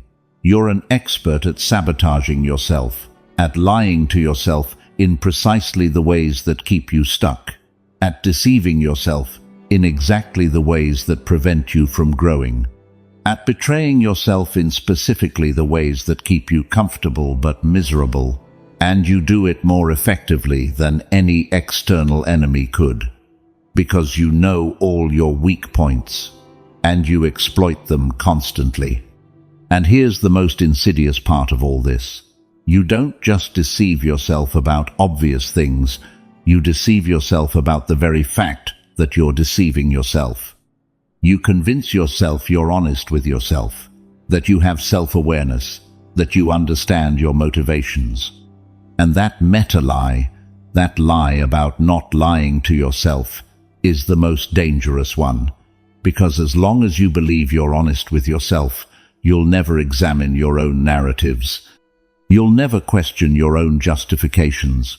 You'll never see that you're constantly sabotaging yourself. Epictetus said, "The first step towards self-knowledge is admitting you don't know yourself, that you've been operating on assumptions you've never examined, that you've been believing narratives you've never questioned, that you've been defending a version of yourself that may not be true, and that recognition of ignorance about yourself, though humbling, is more valuable than any knowledge based on self-deception." And you need that recognition. You need to admit that maybe you don't know yourself as well as you think, that maybe your motivations aren't what you believe, that maybe your narratives about yourself are convenient constructions rather than honest truths, and that admission opens the door to real self-knowledge, but it also requires humility you may not have had. It requires willingness to discover you've been wrong about yourself. And that willingness is rare, because ego prefers false certainty over true humility. Marcus Aurelius practiced brutal self-interrogation. He'd ask himself, why did I really do that? What was my real motivation, not the one I told myself afterward? And he frequently discovered that his real motivations were less noble than his explanations, that he'd acted from ego when he told himself he acted from virtue, that he'd chosen comfort when he convinced himself he chose wisdom. And those discoveries didn't destroy him, they made him wiser, because real knowledge of yourself, including the ugly parts, is the foundation of real growth. Epictetus observed that his students had external enemies they worried about, political enemies, business rivals, competitors, and they spent time developing strategies against those enemies.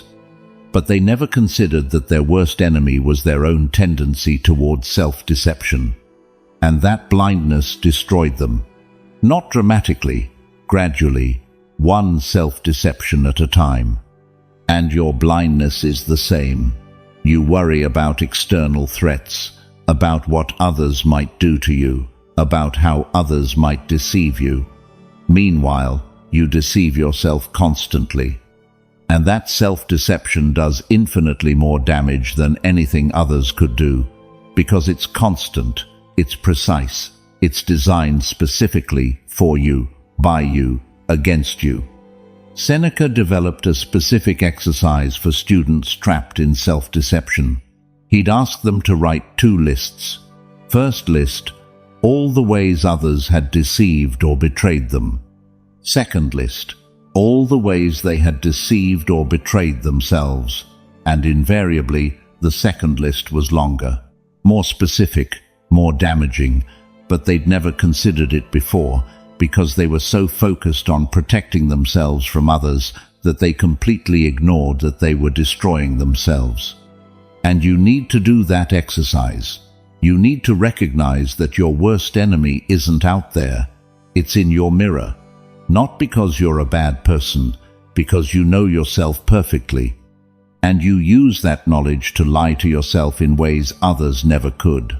To deceive yourself with precision others could never achieve, to sabotage yourself with effectiveness others could never reach. And the most treacherous part is that you justify your self-deception as self-protection. You tell yourself positive lies. You convince yourself of motivating things. You tell yourself hopeful stories. And you call all of that taking care of yourself. But it's not care. It's self-deception disguised as self-compassion. It's lying disguised as being kind to yourself. It's sabotage disguised as support. And as long as you keep confusing self-deception with self-care, you'll keep being your own worst enemy without recognizing it. Marcus Aurelius practiced what he called brutal honesty with himself. Every night he'd review his day and specifically look for moments where he'd lied to himself, where he'd rationalized, where he'd justified, where he'd deceived, and he'd name them, write them down, confront them. Because he understood that if he didn't actively watch his own tendency towards self-deception, that tendency would destroy him more effectively than any external enemy. So here's your crucial practice. For the next 7 days, you're going to do a self-deception audit. Every night you're going to write, "Today I deceived myself. When?" And you're going to list 3 specific moments where you lied to yourself, where you rationalized, where you justified, where you told yourself a convenient story instead of an uncomfortable truth. 3 moments every night, 21 by the end of the week. And it's going to be disturbing, because you'll discover you deceive yourself far more frequently than you thought, that your self-deception isn't occasional, it's constant, it's automatic, it's your default way of operating. And that discovery will confront you with a reality you've been avoiding, that your worst enemy has been you this whole time. And as long as you keep being your own worst enemy, as long as you keep deceiving yourself more often than others deceive you, you'll keep being your own biggest obstacle. Here's the capture moment. Seneca warned 2,000 years ago that we deceive ourselves more often than others deceive us. And we've been ignoring that warning for 2,000 years. Vigilant against external lies, completely vulnerable to internal ones, protected against others, unprotected against ourselves. And that imbalance is what keeps you stuck. Because you can defend against any external enemy, but you can't defend against an enemy that is you, that knows all your weak points, that knows exactly which lies work. That deceives you constantly with your own permission. So stop focusing only on protecting yourself from others. Start protecting yourself from you, from your tendency to lie to yourself, from your ability to deceive yourself, from your willingness to betray yourself, because that's your real threat, not outside, inside. And only when you recognize you're your own worst enemy can you start becoming your own best ally. 10th Stoic lesson. Today you can choose the discomfort of truth or keep choosing the comfort of a lie that's slowly destroying you. Marcus Aurelius faced this choice every morning. As emperor, he could live in a comfortable version of reality, surround himself with people who told him what he wanted to hear, believe reports that painted the situation better than it was, convince himself that problems would resolve themselves, live in a bubble of comfortable lies, and many emperors before him had chosen exactly that. They lived in illusion, they died in illusion, and their empires collapsed because no one wanted to face uncomfortable truth. But Marcus chose differently. Every morning he chose the discomfort of truth over the comfort of lies. And that choice wasn't easy. The truth was brutal. The empire was in constant crisis. Plague was killing thousands. Wars were draining resources. Betrayal lurked around every corner. Admitting that reality, facing it daily, was exhausting. It was depressing. It was terrifying. But it was truth. And only truth could be used to make real decisions. Only truth could be the foundation for effective action. And he wrote something that perfectly sums up this choice. Every day, I choose between uncomfortable truth that lets me act effectively and comfortable lies that let me feel good temporarily while the situation worsens. And I've discovered that comfortable lies are more expensive than they seem, because the price of feeling good temporarily is eventually facing a reality that got worse while you pretended it was fine. And that price, paid later, is always higher than the price of facing truth immediately. And that's exactly your choice. Every day, every moment, you can choose uncomfortable truth or comfortable lies, and you've been choosing comfortable lies for years because they feel better, because they're easier, because they let you keep functioning without having to change anything fundamental. But that comfort has a price, and that price is your life slowly deteriorating while you pretend it's fine. Seneca explained it with a perfect medical analogy. Imagine you have a disease. You have two options. First, face the uncomfortable truth that you're sick. Go to the doctor, get an accurate diagnosis, follow treatment that will probably be unpleasant but effective. Second, convince yourself you're fine, ignore symptoms, rationalize every warning sign, live in comfortable denial while the disease gets worse. Most people choose the second option, not because it's better, because it's more comfortable, and then they're surprised when the disease they ignored for years eventually kills them. And you've been choosing the second option. In your literal health, in your mental health, in your relationships, in your career, in your life, you've been ignoring symptoms, rationalizing warning signs, living in comfortable denial. And meanwhile, things have been getting worse, not dramatically, gradually, slowly, but constantly. And you keep choosing the comfort of not facing it over the discomfort of doing something about it. Epictetus confronted students with this choice directly. He'd ask them, would you rather feel comfortable now and suffer later, or would you rather be uncomfortable now and be well later? And the obvious answer was the second. Everyone wanted to be well later, but when it came time to choose, when they faced the real option between uncomfortable truth now or comfortable lies now, almost everyone chose lies, because later was abstract, now was real.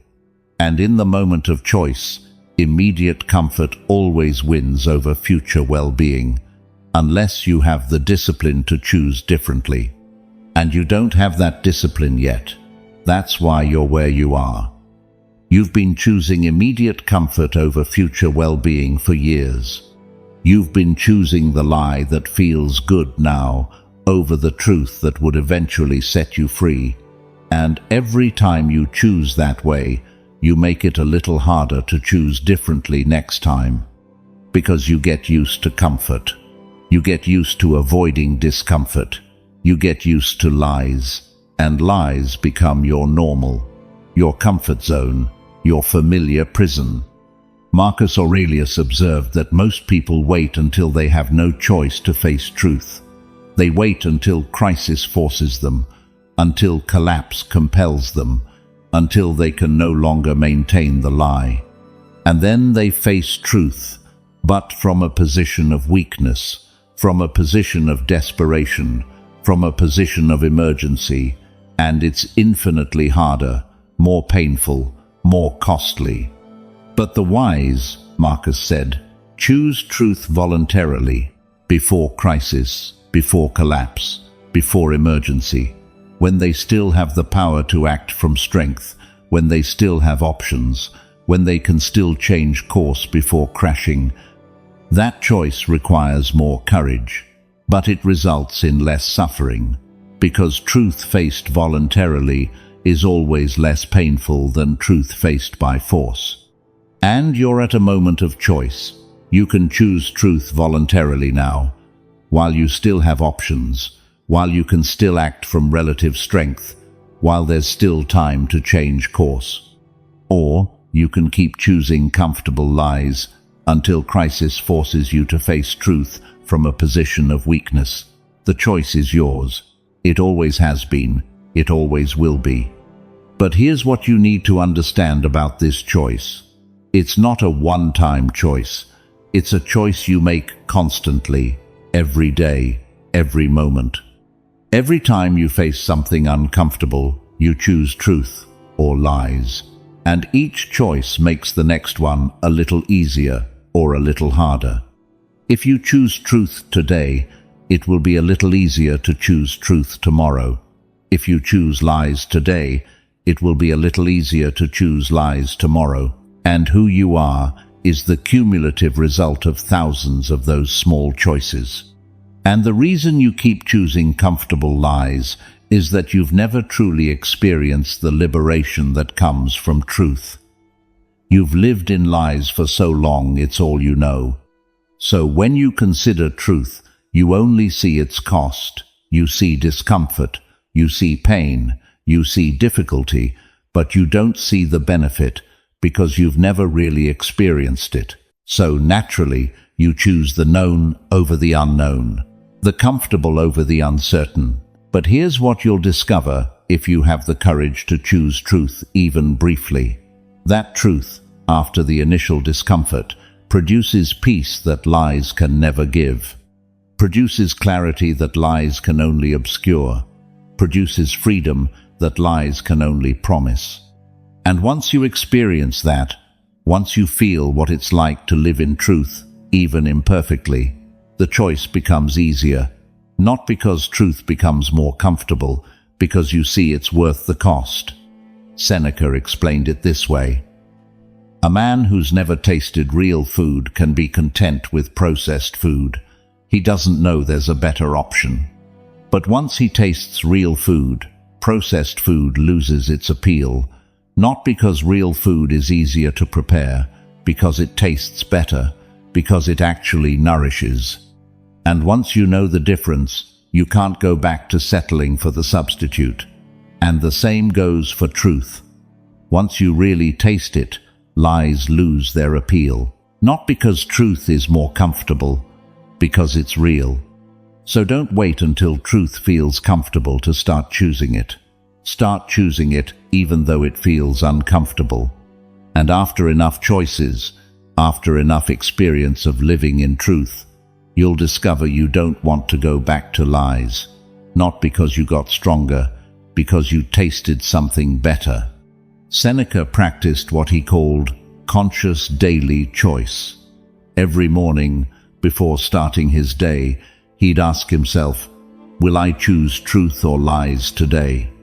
Will I choose discomfort that liberates or comfort that enslaves?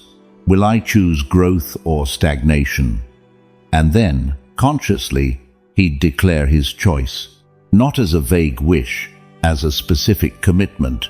Today I choose truth, no matter how uncomfortable it is.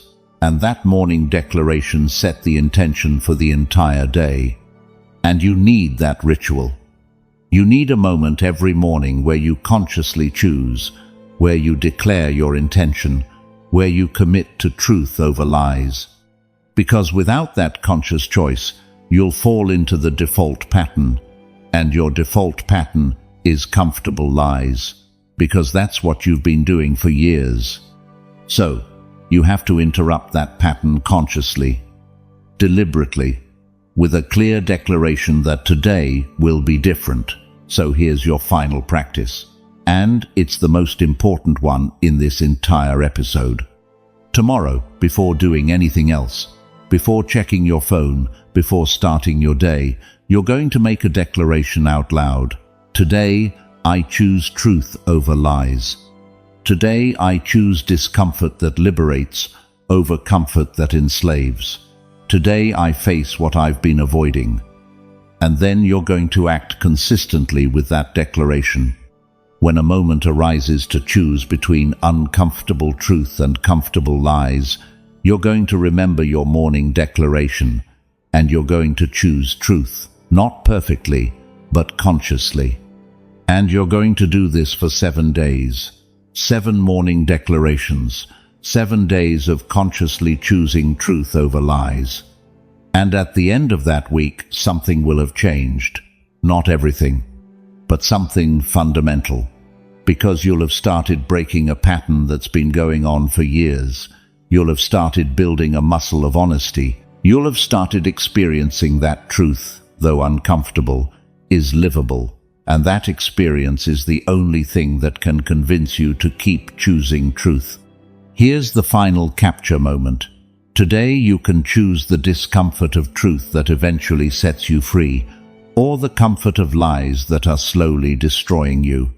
And this isn't a theoretical choice. It's a choice you'll make today, multiple times, in small moments, in decisions that seem insignificant. But those small decisions, accumulated, are what determine your entire life. So choose, consciously, deliberately. Choose uncomfortable truth over comfortable lies. Choose brutal honesty over soft rationalization. Choose facing over avoiding. Because every time you choose truth, even though it hurts, you move closer to an authentic life. And every time you choose lies, even though it feels good temporarily, you move further from who you could be. The choice is yours, and you're making it right now, with every thought, with every decision, with every action. So choose well, because your future life is the direct result of the choices you make today. From lies to truth begins with brutal honesty. You've reached the end of the second episode. 10 lessons that probably hurt. That exposed lies you'd rather keep believing. That confronted self-deceptions that kept you comfortable. And now you're at a critical moment. Because recognizing your lies isn't enough. You have to stop telling them. You have to start living in truth. And that's harder work than simply admitting you've been lying. This was the episode about lies. About confronting all the ways you deceive yourself. About recognizing that your worst enemy has been your own willingness to lie to yourself. About seeing that the emptiness you feel, the anxiety you carry, the stagnation you experience, all of it is the direct result of living in self-deception. And that confrontation, though brutal, was necessary, because you can't build an authentic life on a foundation of lies, no matter how comfortable those lies are. In the previous episode, you accepted that you're lost. Now you understand why you're lost. Because you've been lying to yourself about where you are, where you're going, who you are, what you want, what you can do, and what you're willing to do. Those lies have kept you spinning in circles, telling you you're making progress when you're stuck, convincing you you're fine when you're drowning, assuring you tomorrow will be different when you keep doing everything the same. The Stoics understood something fundamental. Truth is a prerequisite for transformation. Marcus Aurelius couldn't govern effectively while living in illusion. Epictetus couldn't teach freedom while enslaved to his own lies. Seneca couldn't develop wisdom while deceiving himself about his real situation. First, they had to confront brutal truth. Only then could they build something real. And you're at that point now. You've confronted brutal truth about your lies. You've seen your self-deception clearly. You've recognized you've been your own worst enemy. Now comes the harder part. Stop lying to yourself. And that doesn't happen automatically. It doesn't happen because you recognize the problem. It happens because you decide to act differently. Because you choose truth over lies.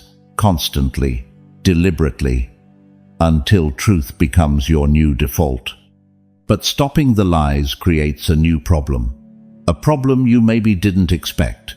When you stop lying to yourself, when you start seeing clearly, you discover you're carrying things you no longer need. Beliefs that no longer serve you. Patterns that no longer work. Identities that are no longer true. And all those things, though obsolete, are familiar. They're yours. You've invested years in them, and letting them go feels like losing part of yourself. And that brings us to the next episode. The next episode is called The Letting Go. And it's going to confront you with something harder than admitting your lies. It's going to confront you with the need to let go of everything those lies built, because you can't carry the old life while building the new one. You can't carry a false identity while developing an authentic one. You can't maintain destructive patterns while trying to create healthy ones. You have to let go, and letting go, though necessary, feels like death.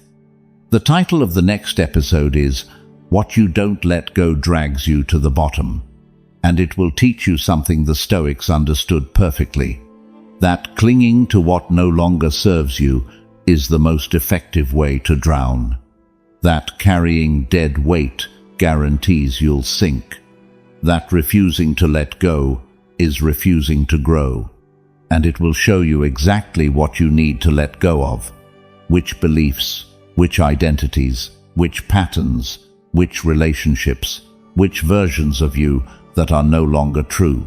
But only if you do the work of this episode first. Only if you actually stop lying to yourself. Only if you implement the practices we gave you. Because letting go requires honesty about what you're carrying. And if you keep lying to yourself about what weighs you down, you'll never let it go. You'll keep carrying while saying you've already released it. You'll keep sinking while proclaiming you're getting free. So here's your work before the next episode. The practices we gave you weren't optional suggestions, they were absolute requirements. Brutal morning truth, chain inventory, conscious daily choice. All of it. Do it. Actually do it. Don't just think about doing it. Don't just understand it conceptually. Do it. Because only the experience of living in truth, even imperfectly for a few days, will prepare you for the work of letting go. And be honest with yourself right now. Are you going to do the work, or are you going to consume the next episode without implementing anything from this one? Because you can listen to all 12 episodes. You can understand everything conceptually. You can have deep insights, and your life can stay exactly the same. Because insights without implementation are just entertainment. Knowledge without action is just information. Truth recognized but not lived is just another form of lying.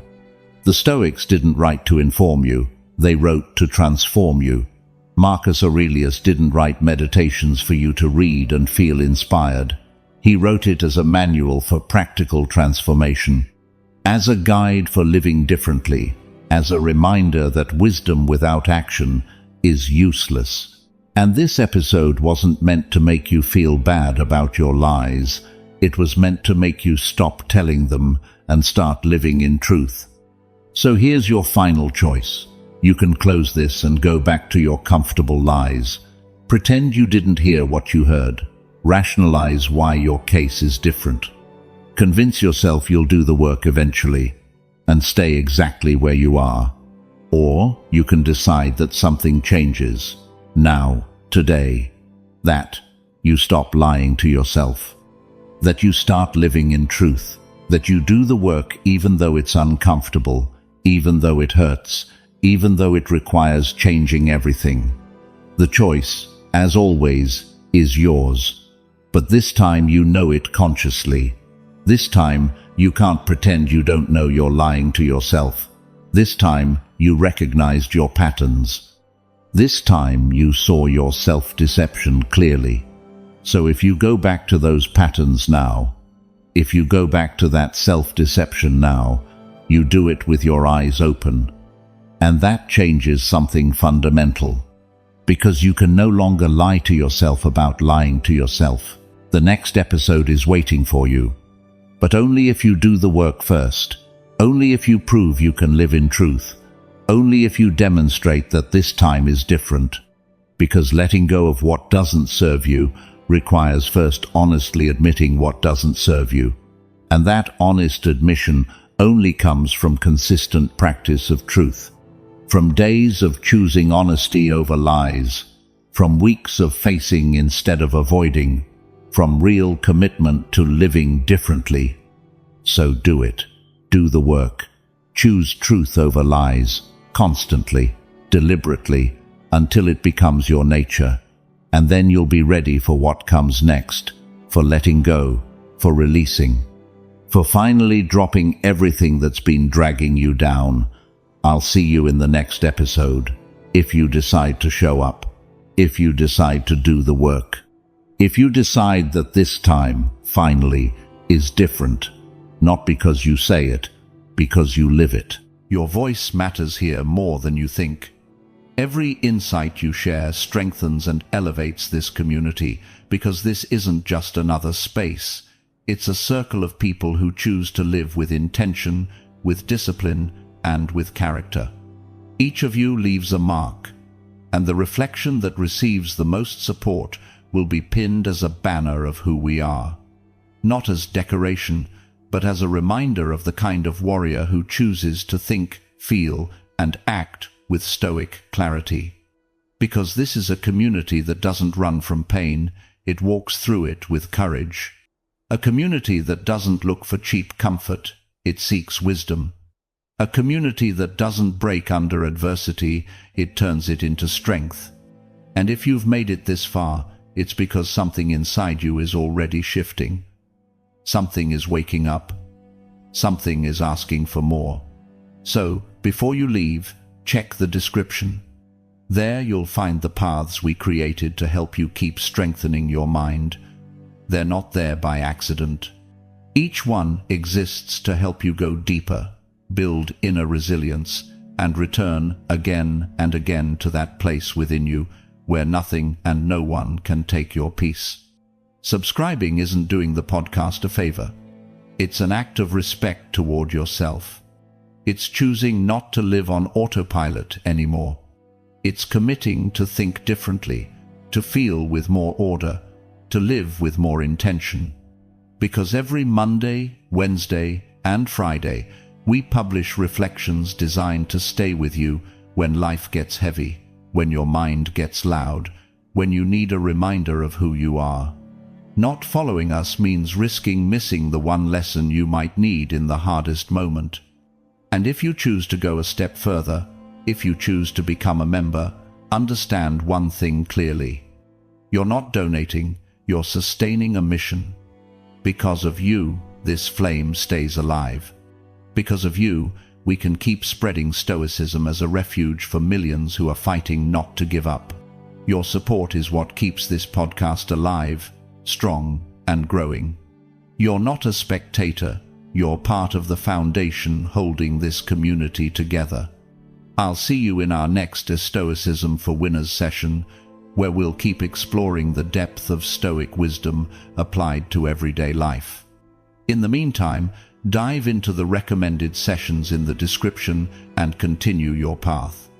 And until we cross paths again, don't forget this. You are the master of your perception, the guardian of your peace, and the warrior of your own battle. That is the legacy of Stoicism.